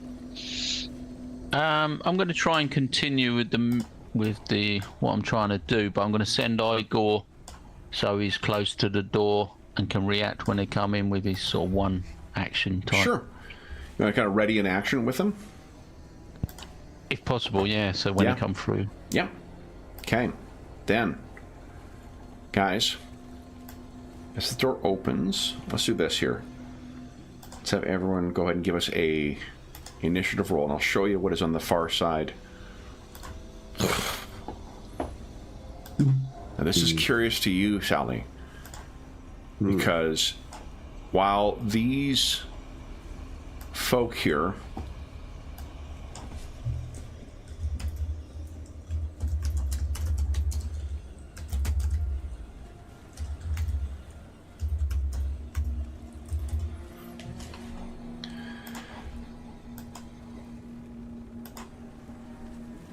these are a species of your folk.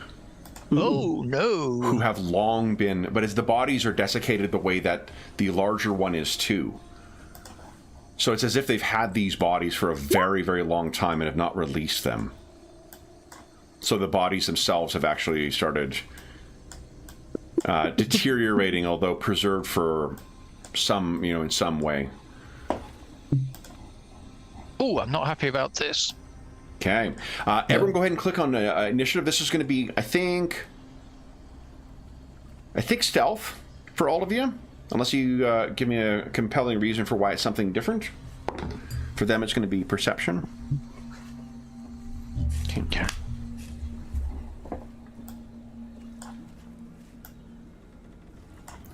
So I'll assume that everyone has one action prepared for their thing.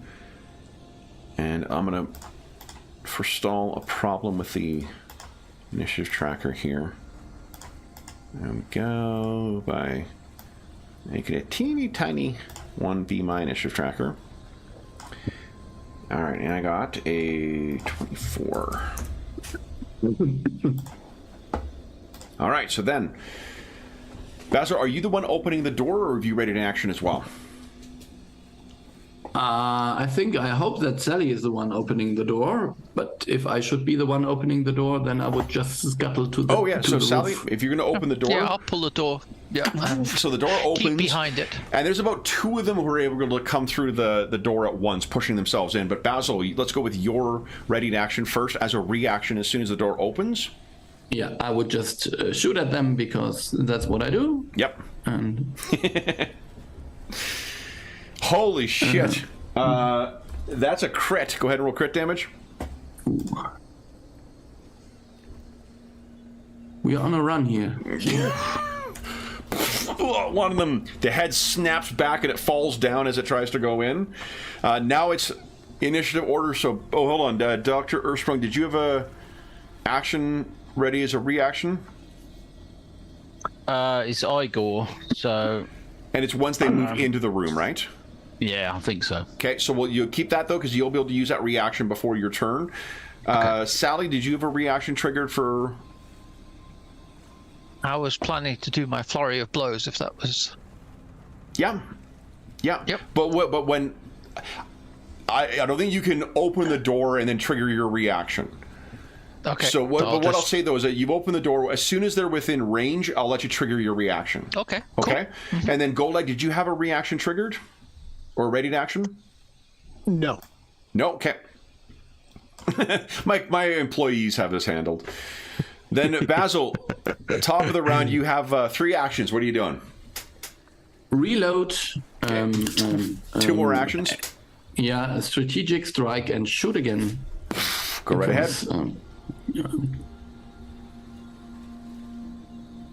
This is a 20. That is a hit, not a crit. Go ahead, roll damage. Yeah, I did already 10. Oh, roll damage. Again, what game were you playing, Madison? Oh, no, but your the damage for your strategic strike. Yeah. So wait a minute. So this is this one. Nice. Okay. So it's hit, and it staggers forward. Any other actions? Nope. Okay. Then on their turn, Sally, 2 of them have run in. You can go ahead and take your reaction. Right, thank you. They're flat-footed against you. I mean, they're flat-footed against Basil as well, but... Go. That is... I missed, right? You hero point that? Yeah, okay. Okay. I missed.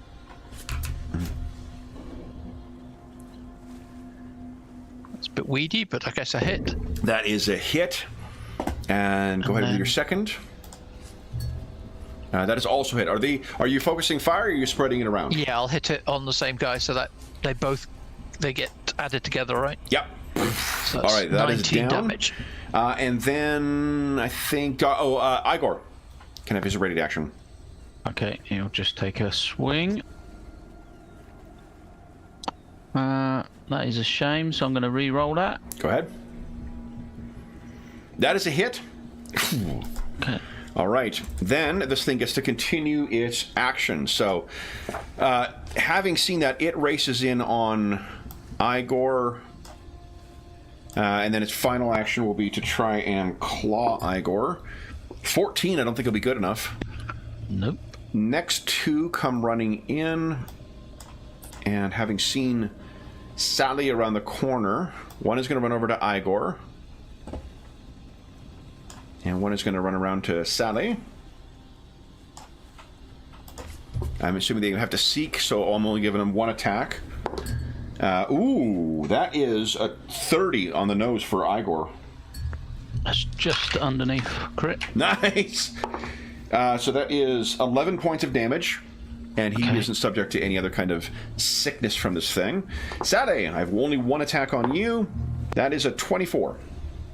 That's a hit.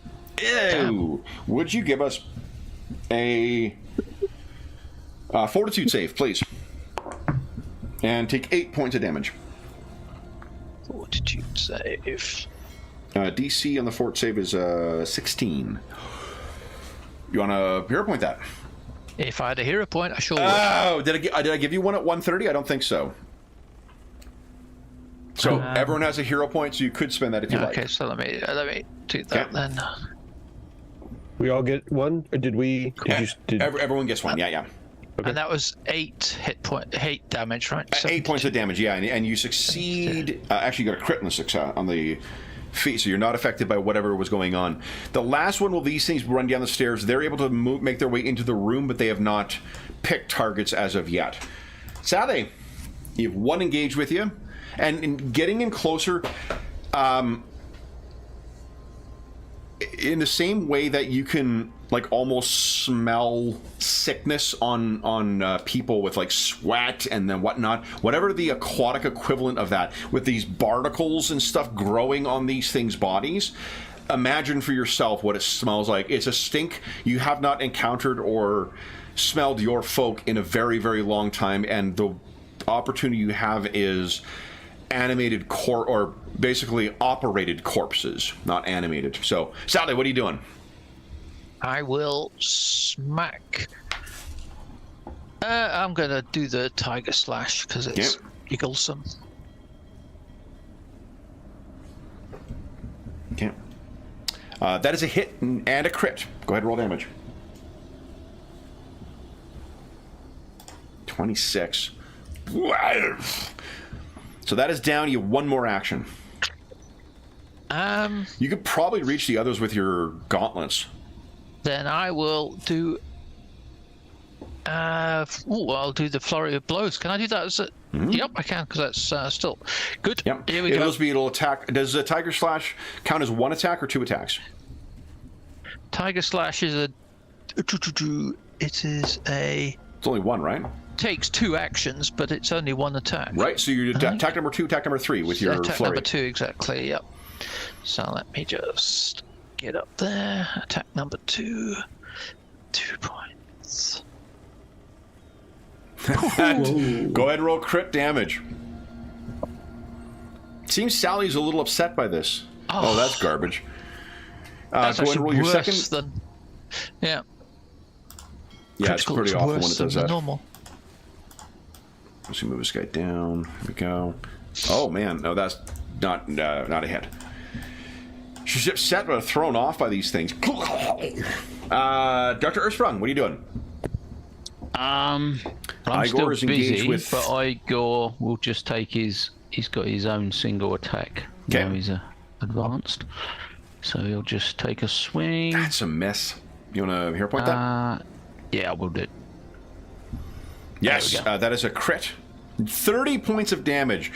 Shatters the skull of one of these things, sending it crushing to the ground, killing both, destroying whatever this thing's skull is, plus the Darktide Rider. What is Dr. Earthsprung doing? No, he's continuing his busy work with the tanks. Oh, yeah, right. He would say, that's right. Okay. Yep. So that is then Golag. What are you doing?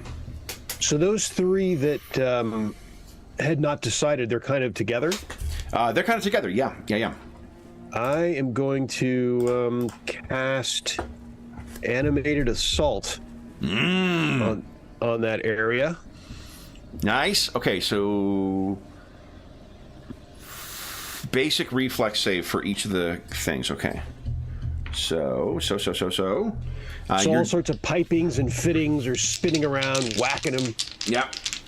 Okay, so it's plus 10. So you 12 or higher. 1 success and 2 fails. So that is 10 points of damage on 1. And 5 points of damage on the other 2. You have one more action, too. And for that, I guess, and let's see, I'm looking around. I don't think any of my colleagues are really particularly wounded, right? Not too bad. Basil's down by 7, but and Sally's down by 8. I am going to. I'll go ahead and just cast. I'll try Shroud of Night. Who knows? It may not affect them, but I will take. That's the old reliable. Why not? Hit them with the little shroud. You know, some people complain about how much undead I use in games. I think you can reasonably complain how many dark vision creatures I use in campaigns. Seriously, I'm going to file a complaint right after this session. It's going to be Dear Paizo. All I'm right. going to fill out the paperwork on that. So darkness appears around this thing. Then it is. Sorry, I clicked past you. Basil, your turn. What are you doing? Reload, aim, so use the strategy. Oh god, you know what I'm I know about to what you say. mean. Yeah. And then just, damn it. I mean, it's not the time for these. I would say, I think Ingolf told me before you guys got on, Ingolf is playing much like Sally with a persistent sickened condition today, so... That is a hit, not a crit. Go ahead and roll your... I'm assuming you're going for the most damaged one, right? Yeah. Okay. Yes! Oh, that's 6 more. Another one down. Then... Okay. So these things, do they take damage when they start the round in... excuse me. On subsequent rounds, you can maintain it. All right. So the one engaged with Igor is going to try and damage him again. 20 on the nose. Is that a hit? No, 22. It needs... Nice. Okay. 22. That is a miss and a miss. All right. So this thing's trying to take him down. There's no luck. The one is going to run around the corner out of this shit and try and get to Sally. The other one is going to, I think, likewise run up on Igor. So I have 2 more attacks on Igor. 26 is a hit, I think. Yep. That is 9 points of damage. Okay. And 25 on Igor. Yeah, 22 is, yeah. 6 more damage, and then on Sally, 13 is not going to cut it. Neither is a 19, so that is it. Sally, your turn. What are you doing? Because it's the one thing that seems to work for me today. Tiger Slash! Here we go.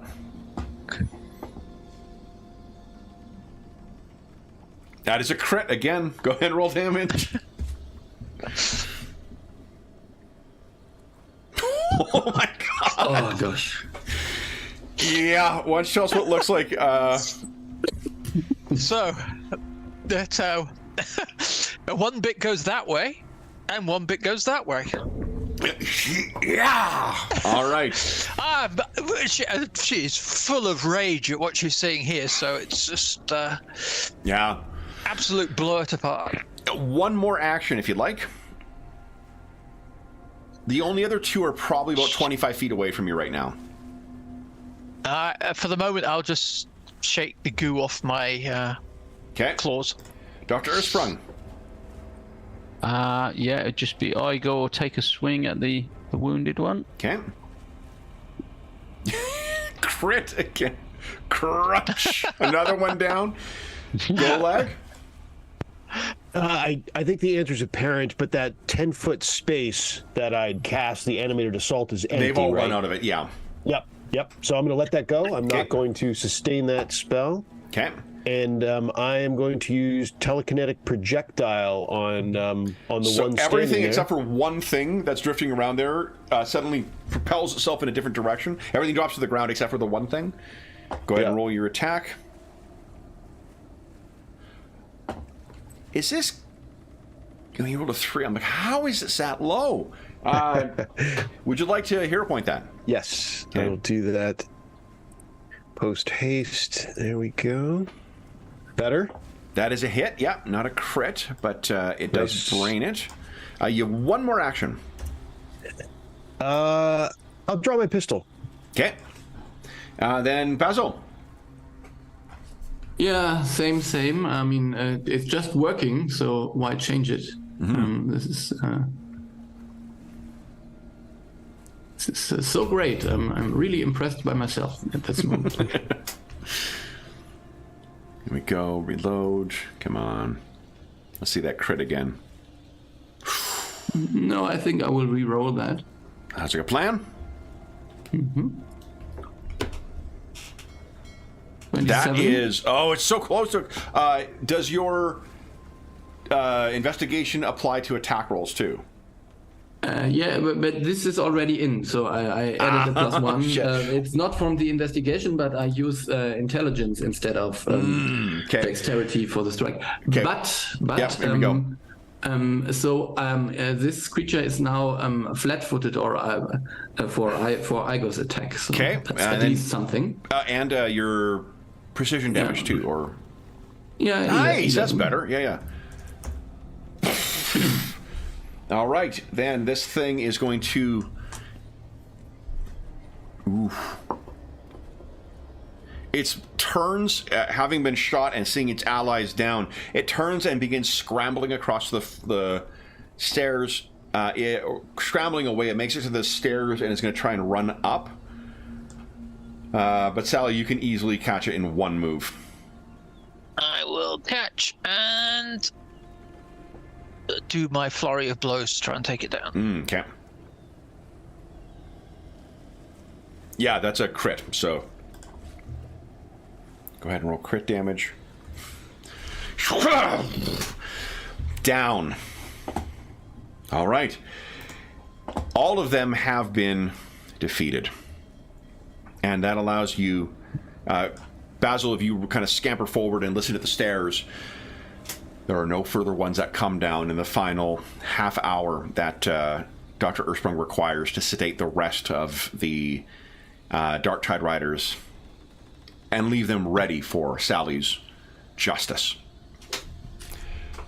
With all of the Dark Tide Riders eliminated, with the adolescent Sea Devils seemingly stabilized, what would you guys like to do next? Didn't I got some kind of telepathic thing that I could relate to the Sea Devils to let them know that we're friends? There was something. Yes, you have a way of communicating to them. Yeah, but they are sedated right now. Okay, yeah. So then that makes no sense. Yeah. I mean, if you do wake them up, I like the idea of you guys leading a bunch of teenage. No. As a teenager, they're going to be all impressionable. Every single one of them is going to have a monocle underwater as well to look like their cool friend, the rat. Yeah. They start following Basil around every day, like a mother, kind of. Exactly. So then, that also affords you enough time to decide how you wish to go to the main floor. I am amazed that this worked out so well. It's just. The distraction was effective. Yeah, I didn't expect that, to be honest. That's. So, what would you guys like to do? Let me just check. So our master planner led us down in here into the big bad space, and he thought his plan wasn't going to work. No. I thought that there would be some kind of impediments or things that I didn't have planned and had to adjust in the moment. But yeah. What do we Basil? hear, if anything, from the floor above, Kevin? I would invite you to use your imagination. You have as much intel available as what we discussed earlier on today. So Okay. It does seem that these things. Gunshots. What is new? Sorry, Sean. What is new down here? You are correct, though, that there are. You have not seen any of these older bodies that have been used by Dark Tide Riders. The things you've encountered thus far have all been like crew members of the Blackwall or otherwise, right? Like this seems like they are bringing in things that have been riding these creatures for a very long time, for how desiccated these things are. Sally, what do you think about taking just a small peek upstairs to see what the current status is? If there's anyone even there? I mean, I assume there are, but what are we talking about? A little peek? What do you think? I shall have a peek. I am following with Basil's idea of burning this place to the ground and then jumping up and down on top of the remains. So I will sneak upstairs. Okay. Bear with me a moment here. We have still got to find the farmer on the second floor. Yeah, and we need to evacuate the Sea Devils as well. So we can't burn it down right now. So. That is absolutely a check in the mail, a very flammable check in the mail, but just not as of yet. Okay, hold on. All right, so I was trying to find. I should have done this before, but where would be the fun in that? Probably not me look at my looking for something face as opposed to where the heck is he? It's always fun exercise scrolling back through the history of images we've loaded, and I'm like, oh, did that happen that long ago? Huh. Yeah, I bet. Yep.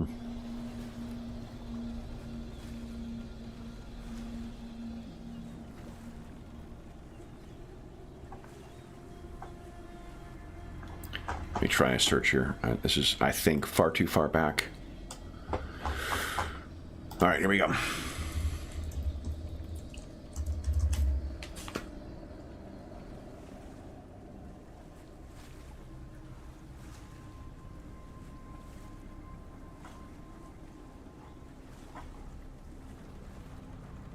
Aha. There are times where I am not smart and choose to name things clever names as handouts or whatnot. But fortunately, I'm a little more restrained when naming the images themselves, so I can actually find the fucking things. So that is good.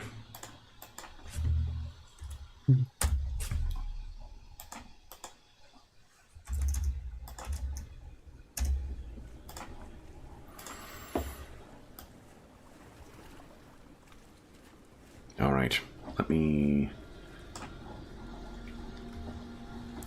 do this, and then this.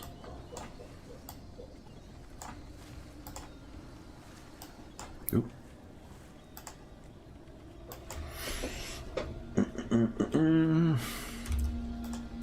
All right.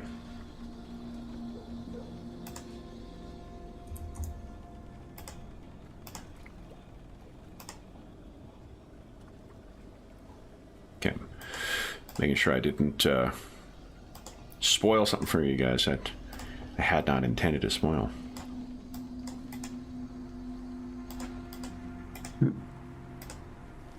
Knowing you, there will be a fang dragon waiting in the second floor. That check is in the mail somewhere. There we go. All right, let me grab our stalwart illuminators here. I keep talking about the Fang Dragon. It's really going to be a deek for a radiation dragon from Starfinder. Yeah, these are great. The Airstats Godzilla. The best. It's like one of my favorite fucking. I think it was the Alien Archive 4 that it came out in, and I'm like, man, like just going from strength to strength in this game. Oop. All right, guys. Here we are. Allow me to bring you all over here. Now, Sally. Mm-hmm. This.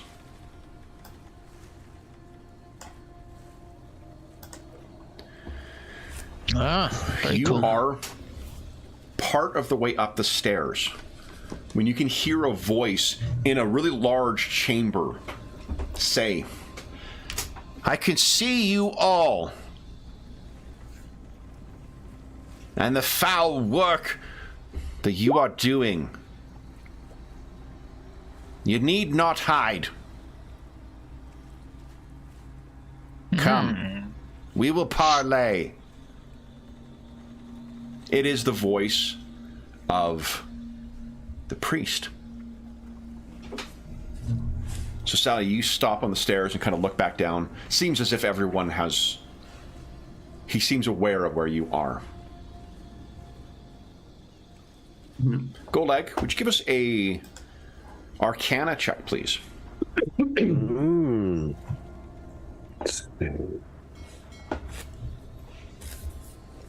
I will hero point that. Okay. There you go. So you stop for a second. Do you have Detect Magic prepared as a cantrip? I do. So you detect this and you're like, what the... A quick gesture with it. There is divinatory magic that is at work down here. Someone may have used a scrying spell to spy on you while you completed your work. Yep. I whispered to the others this. They're using magic to predict our movements, our actions. What would you guys like to do? Come. Let's parley, or come on. I say, let's see. So I guess we're in the doorway, right? Is that what our current situation would probably be, Kevin? Yeah, you're sort of in the basement. Sally has started moving up, and that's when the voice came. Like, I can see you. And that's when you could sense around you, like, I'm a fool for not having thought before. Detect magic, and you can see there's divinatory magic that is working down here. So you kind of looked at each other like, well, you can see us, so... I'll step inside the doorway. I'll step into I'll head up from the... Okay. The basement itself leads up to a kind of an adjoining area, but the voice in here calls you into this grand open area. Foyer that we see right there. A foyer. Heck yeah. You're churching up this place. Holy smokes. What you see waiting there...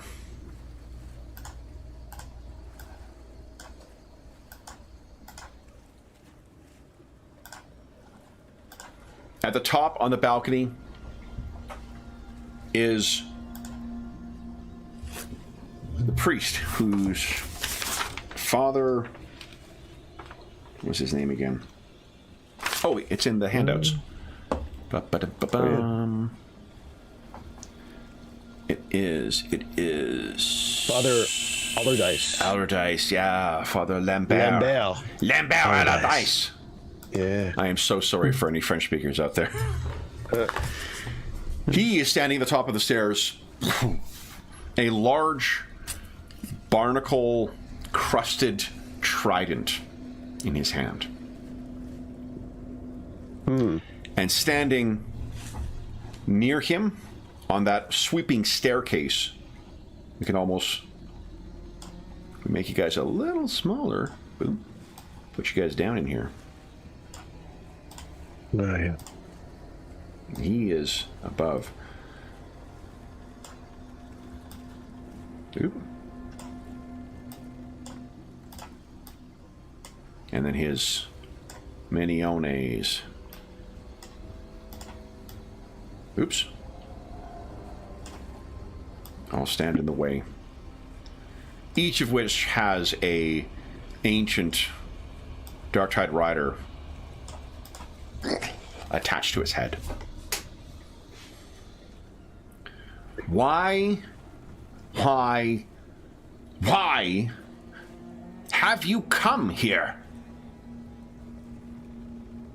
Well, first, you've enslaved my people and created monstrosities out of them. Second, I've been looking for a trident for ages. His eyes kind of narrow.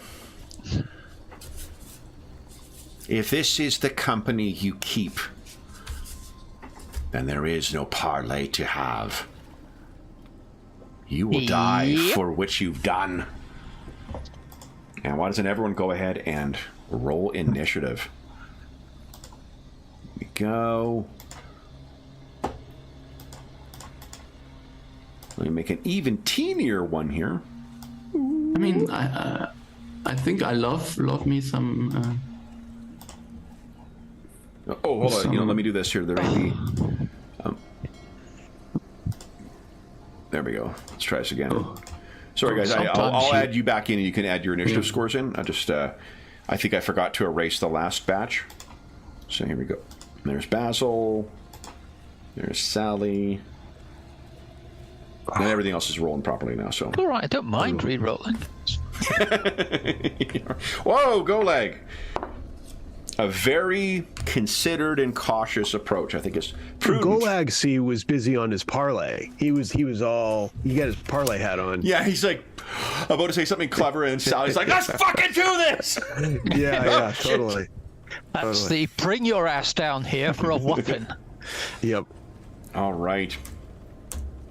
Then, and for them, 19K. Let's fucking do this. All right. At the top, we have Father Allardyce. And I believe I have a... Is this our regular? Yeah. Yes. You guys are back out of your foreign elements and back into your regular elements now. Now, first thing, speaking of elements, he...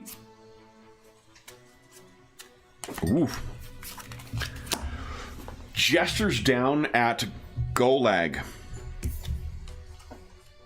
And Mr. Golag, would you kindly give us a reflex save, please? DC is 26. Whoa. You want to hero point that, or is that a... Because I need a 17. Oh, everyone gets a hero point as well, by the way.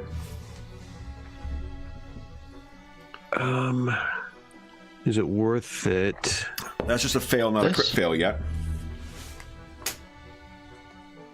Oh, we'll try. Okay. Come on, baby. Oh, no. All right. So he gestures, and there is this... Golag, I don't want to be too Mega Man on you, but you are caught in a bubble. So I am going to tell you... yeah, so you're caught in a bubble. And it doesn't seem to be moving, but you are caught fully in it. And then...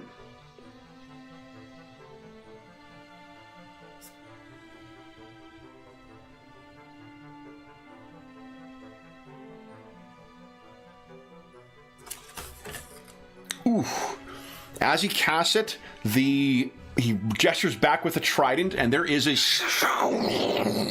power that seems to charge in it in response to the spell.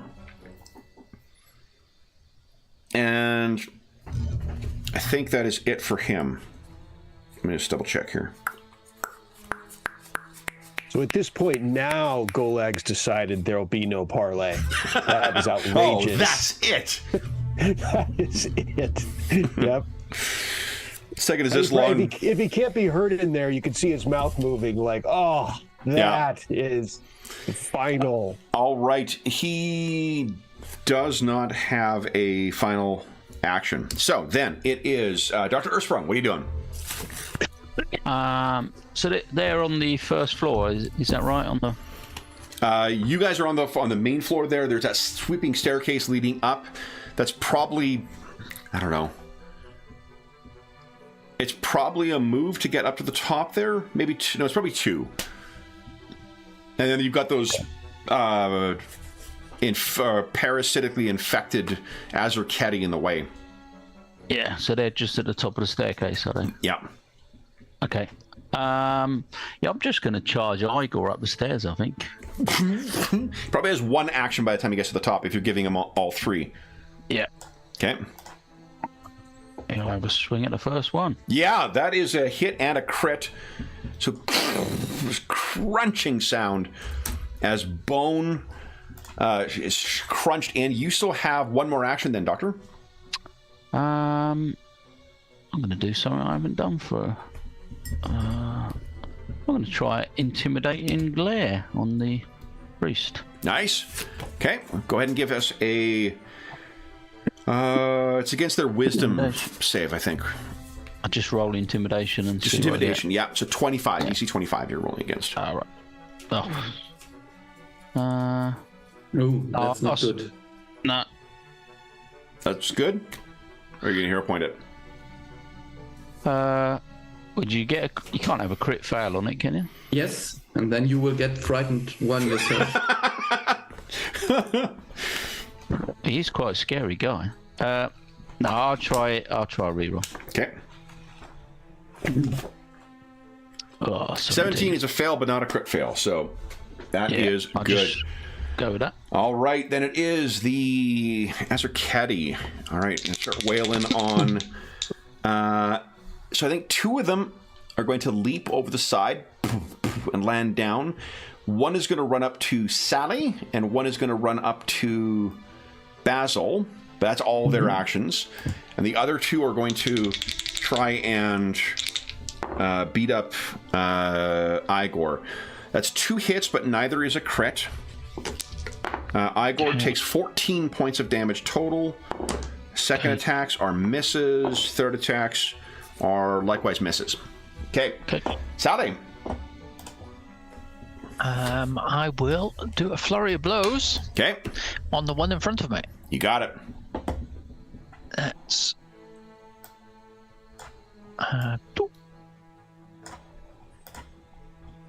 That is a crit. Go ahead and roll damage. 22. Holy smokes. Your second attack? And a second hit. That is also a crit. Go ahead and roll damage. Oh, that's still good enough, though. So, you have 2 more actions. What are you doing? I will move up next to the one with... Oh, no, I'll run. I will use the rest of my stuff. Are you trying to get to the priest? Igor, yeah. Well, yes, but I guess I've got to go through the 2 on the stairs with Well, Igor, right? Let's take a look at the jumping rules. Okay. Because I wonder whether you can leap and kind of catch the edge here. You are pretty Nimble. Good. Yeah. So, where the heck? Here we go. Skills. Come on. Yeah, I really like the layout in this new the new books. That's nice. Just having an eye on the side and watch it kind of go by like flip book style. It's pretty cool. For those of us who are still incapable of using PDFs at the table. Okay, so athletics. Here we go. High jump. You stride and then attempt a DC 10 to jump vertically. On a success... What? I jumped 6 inches. Oh, you leap normally. Okay. A leap is normally 3 feet vertically. But if you make a success on that DC 30 check, you add 5. It's 8 feet vertically. And on a crit success, it is 11 feet vertically. No, 5 feet. 5 feet is the thing. This is not great. High jumping is very hard. Very impressive. Wow, yeah, never mind. Might be better off trying to clamber up, right? Yeah, you could try and clamber up there too, I think, yeah. If you wanted to give us that check, give us an athletics check? Let's go do that. Sure. Athletics, and I'm going to do it. Okay. Come on. Can I hero point that? Yeah, okay. Athletics. There you go. Oh. All right, so it's the rest of your action is getting up and over. You're kind of like up and over the side here, though. Clambering up that wall. Mm-hmm. Okay. One move away from him, I think. Falling behind me. Yeah, knocking off the entire family photos of the Horgan family. Basil, what are you doing? I think I will use my pistol, aim at the father, and just shoot him with the strategic strike. Okay. Hoping that they have no attack of opportunity. There is a penalty when someone's engaged with you and you're doing a ranged attack, isn't there? Is he already engaged with me? No, the Azraketti is, yeah, the possessed Azraketti. Oh. Okay. Is there maybe? I can't. So I don't think there's not a penalty for firing into melee, but I thought that when you use a range attack on another target, that's when you get a penalty. It is very conceivable that I could be conflating one of the other games we've been running lately. Yeah, attacks. Hold on. 5e has that. Just read it. That might. I don't want to see if I'm conflating that with this. Okay, those actions.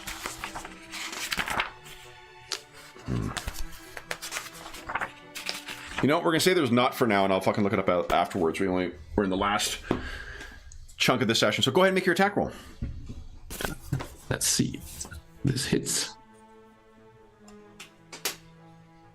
29. A hit, not a crit. Mm-hmm. Go ahead and roll your strategic strike. Yeah. Nice. Okay, so 8 again. So I can make him flat-footed against another target of my choice. So I would pick Sally. So sounds good. Yes. All right. Then I will reload. Yeah, that's the last action. Golag. You're trapped in a bubble. Is there can I tell at all whether I can cast magic on the other side of the bubble? You could spend an action to try and figure out what this is. Give us an Arcana check. That sounds good.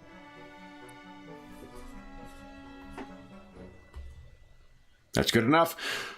You are currently trapped in a resilient sphere. You will need to destroy this thing. Unless he has upcast it, it should have only 40 hit points, but you need to do 40 points of damage to get through this thing. Otherwise, it blocks all spells, effects, targets. You are trapped as long as this thing is active. 2 more actions. What are you doing? All right. Let's see. 40. It has a hardness of 10 as well. Oh, gosh. Yeah. Yes, I will. On the upside, this is a spell that Golag can learn as long as he survives this encounter. Oh, interesting. Yeah. So one part of me is admiring it, and the other is well played, sir. Well played. I guess I will. I hate to. Make a call. I'm gonna. I'll just go telekinetic projectile. You're just telling. Sorry. Telekinetic projectile, I guess. Oh, can I? I guess I can't. Can I? Your tie pin goes flying out and hits against the thing. Go right ahead. Fair enough. Yeah. Golag. I don't want to speak for your character, but Golag strikes me as a tie pin type. All right. Yeah. So 16 points of damage. It hits the thing. Okay. All right. I'll count up instead. All right. Then it is his turn. All right. So he sees Sally coming up. Oh, boy, Sally. His first action, he's crying out in Aklo once again. Yeah! Turns that trident towards you. There is a bolt of electricity that flies towards you. Give us a reflex save against a DC 26, please. Ooh, that's tough. Good thing I've got lots of hero points. Mm-hmm. Goldegg has given up, guys, just so you know. Goldegg left. You guys have this. I'm fully confident my employees have this well in hand. I will see you all at next week's firm retreat, and if you do not arrive, well, then I'll just assume you have resigned. So left the firm. Yep. Okay, here we go. So that's a fail. Fail, but not a crit fail. Would you want to hero point that? Oh, you have no hero points. No. Okay. Then, guys, this is the last 8 minutes of the session. I think everyone needs a hero point. Do you want to save it for your attacks, or do you make this save?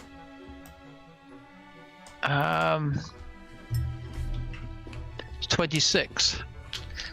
Oh, I'll try it. Okay. Come on. Yes! Yes! Half damage then. All right, so let's roll it, and then we'll do half damage. That's fucking awesome. Okay. Yes. So 15 points of electricity damage. Sally, you avoid the worst of that. And then he's going to move a little further back to stand behind, like further down the stairs, or not further down the stairs, further away from the staircase. Dr. Earthsprung, what are you doing? I'm going to get Igor to continue his attack on the staircase. Go ahead. So he's going to have 3 goes. That's a miss. That is rubbish. Hero I shall point it? re-roll that. Yeah. Okay. That's a hit, not a crit. And... Okay, then he'll do his second attack. that is enough to take that down. And the other one's still blocking the staircase. Yeah, I one more assume. between him and Father Allardyce. All right. Well, he'll just take his third swing. Never know. Okay, that's a miss. And for Dr. Ursprung, you have one action. I'm just going to go and support Basil. So I'm just going to go just flank one this over thing? Yeah, flank that other one. All right. So then these things, let's do one attack on Igor. That's a 22, so a hit, not a crit. Igor takes 10 points of damage.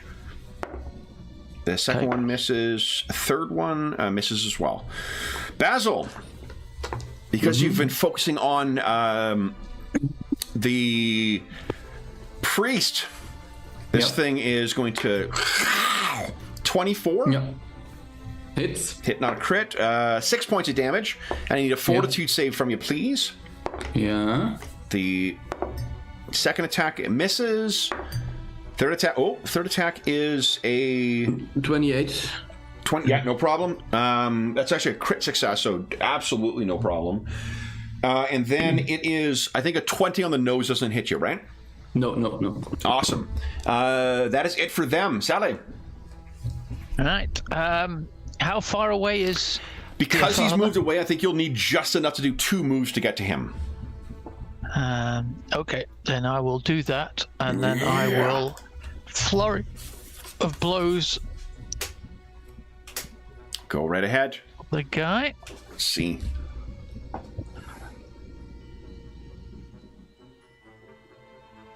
Come on. Oh, That is 1 shy. okay. Next Is he attack. still flat-footed from the... Yes, From the he is. strategic Yes, he is. Then that is a hit. So, Oh, good. you cut across his cheek. Second attack. Miss. Okay. Then it is Basil's turn. What are you doing, Basil? He's kept to the edge. You can still see him if you want to focus fire on him. Yes, I would definitely like to do that. Okay. Because I think it's wise to attack the magic user first. Heck yeah. I think I use a hero point to reroll It sounds that good. one. I'm not sure what the German equivalent of Geek the Mage is, but that is a truism in Yeah. Shadowrun. Okay, that's a hit. Go ahead and roll your precision damage. Yeah. Or whatever it's called. Yes. Strategy damage. Yeah. That's okay. It's precision damage, but it's from the strategy. So, yeah. Oh, 12. Wow. Oh, yeah. Go. Okay. Oh, nicely done. 19 on him. So I reload then. Do you remember what Goldag's initiative was? He was last. He probably got. Okay, so I'm he's gonna say, actually right 13 there. or so. Yeah. Okay. Solid hit. Golag is effectively the Jack Burton of this fight. Then it is reloading, I guess, again? Yeah. Golag, what are you doing? telekinetic projectile. Go ahead and roll your damage. Another 3 points of damage. And firing his pistol, so it's a second attack, Yeah, right? good go. Excellent. Yeah, good job. And make him flat-footed. Awesome. Yeah! That one doesn't even Oh, there we damage it. go. Yeah. Okay, then it is his turn once again. All right. He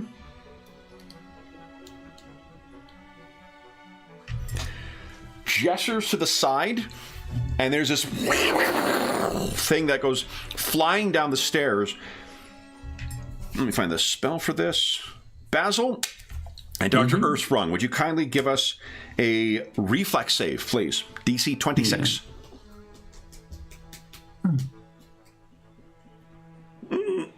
Not a crit fail, though. Oh, so close. Yeah, but that's it. I mean, All yeah, right. Well, I could, yeah. So, as this thing hits and detonates, each of you and the Azarketti. Basil, 20 points of damage. 20 points of damage.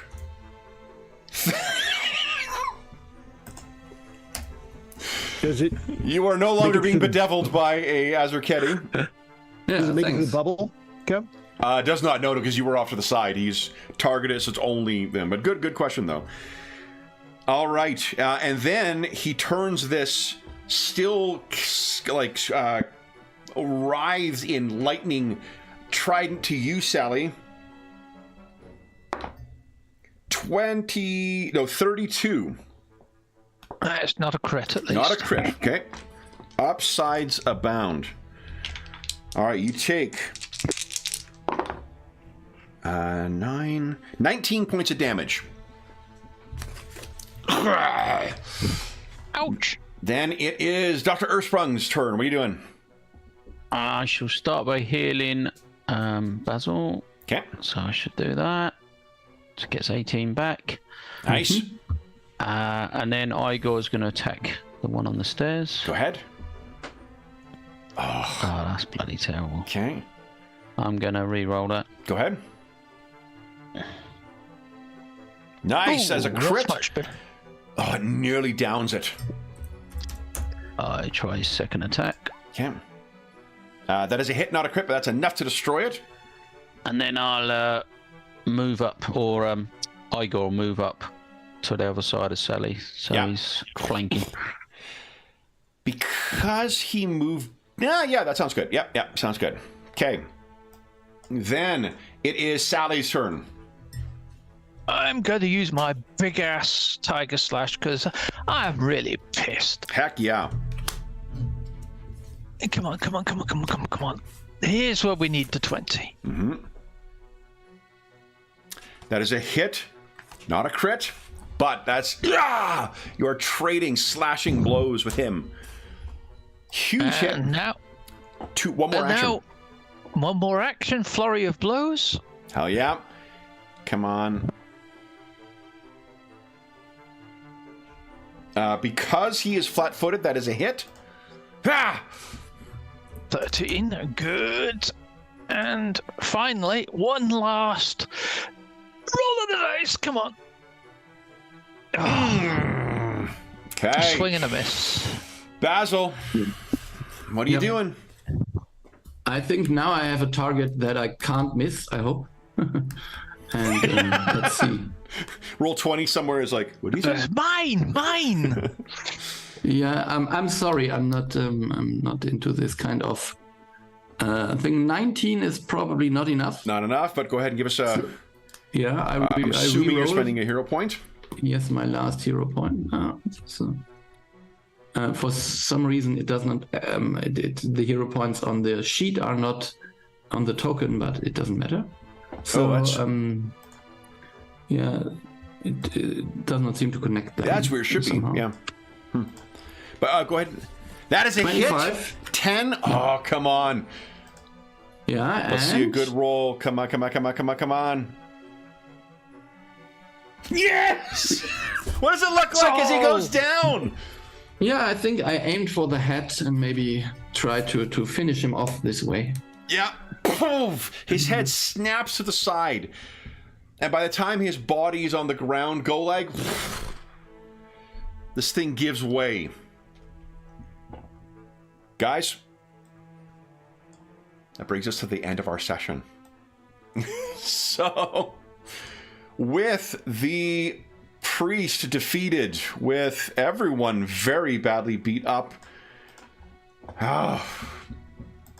we will see. Let me remove all turns here. We will have one more session in this quiet village by the sea before the end of year. Guys, we'll be ending, it seems, our year with the final chapter of this story. So, for those listening at home, thank you so much for joining us for part 11 of the Quiet Village by the Sea adventure or mystery. As is always the case, if you have any comments, questions, or concerns regarding the session, the campaign, or the game we're playing, please do not hesitate to leave a comment in the comment section down below, and I will endeavor to reply in a timely fashion. There's also a link down below to the Dungeon Musings Discord server, Yes, where we have a channel dedicated to this campaign. Most other campaigns we run on the channel, most other games we run on the channel, as well as a bunch of other great channels like Finding a Group or just GM Discussion, or just there's a really, really great community that has built up over the years over there, and you are more than welcome to join us over there. There is also a link down below to our friends at Noble Knight Games. Noble Knight Games is the preeminent unionized retailer of hard-to-find and out-of-print RPGs in North America. Not only do they have a great selection of new role-playing games, board games, and card games, they have an unmatched selection of hard-to-find and out-of-print RPGs. And if they do not have something in stock that is listed in their catalog of an amazing list of out-of-print games, you can put it on a want list, and they'll send you an email when it comes in, and then you can pick it up at your leisure. There's also a link down below to the... hold on, before that, if you make a purchase of $10 or more through their website, be sure to enter the code FALLMUSER, all caps, all one word. It's listed down below. Or come back to one of our more recent videos if you're listening to this after January 15th, 2024. The code changes over time, so just if you're listening to this at a later date, come to one of our more recent videos and you will find the discount code listed there. There's also you'll save yourself 10% in your purchase. There is also a link down below to something called Heroes Save Villages. It's the charity fundraising campaign that we run on the channel. It benefits the SOS Children's Villages International Charity, really incredible organization active in over 130 countries, benefiting over 80,000 orphan and abandoned children, including ongoing relief efforts in a bunch of different crisis areas in the world right now. All donations through that link go to the SOS Children's Villages International Charity. None of it goes to the channel or any other middleman. It just goes to help out those kids. We have concluded our year-long charity campaign, the Year of Ill Omens, and we'll have more information about what next year's plans are. But I will just say right now a huge thank you to all the generous donors who have donated to that campaign and all the incredible players who have joined us over that. If you missed our finale from yesterday, the entire playlist is set up on the channel as the Year of Ill Omens campaign, a 6-part, 24-hour campaign that brings us all across time and space and ended up in our finale from yesterday in 1980s New York. So a huge thank you to everybody involved with that, and we look forward to sharing with you what we'll be doing next year. Last thing I will say, speaking of amazing people, a huge thank you to our stalwart illuminators. So, Sean, James, Darren, and especially Ingolf, because he has been sick this whole time. Thank you so much for joining us today, guys. Congratulations on defeating the High Priest. Oh, actually, he's not the High Priest. He's the Sub-Priest. High Priest will meet in 2 weeks' time. But I'm sure... Congratulations on defeating him. I look forward to wrapping up this story with you all in 2 weeks' time.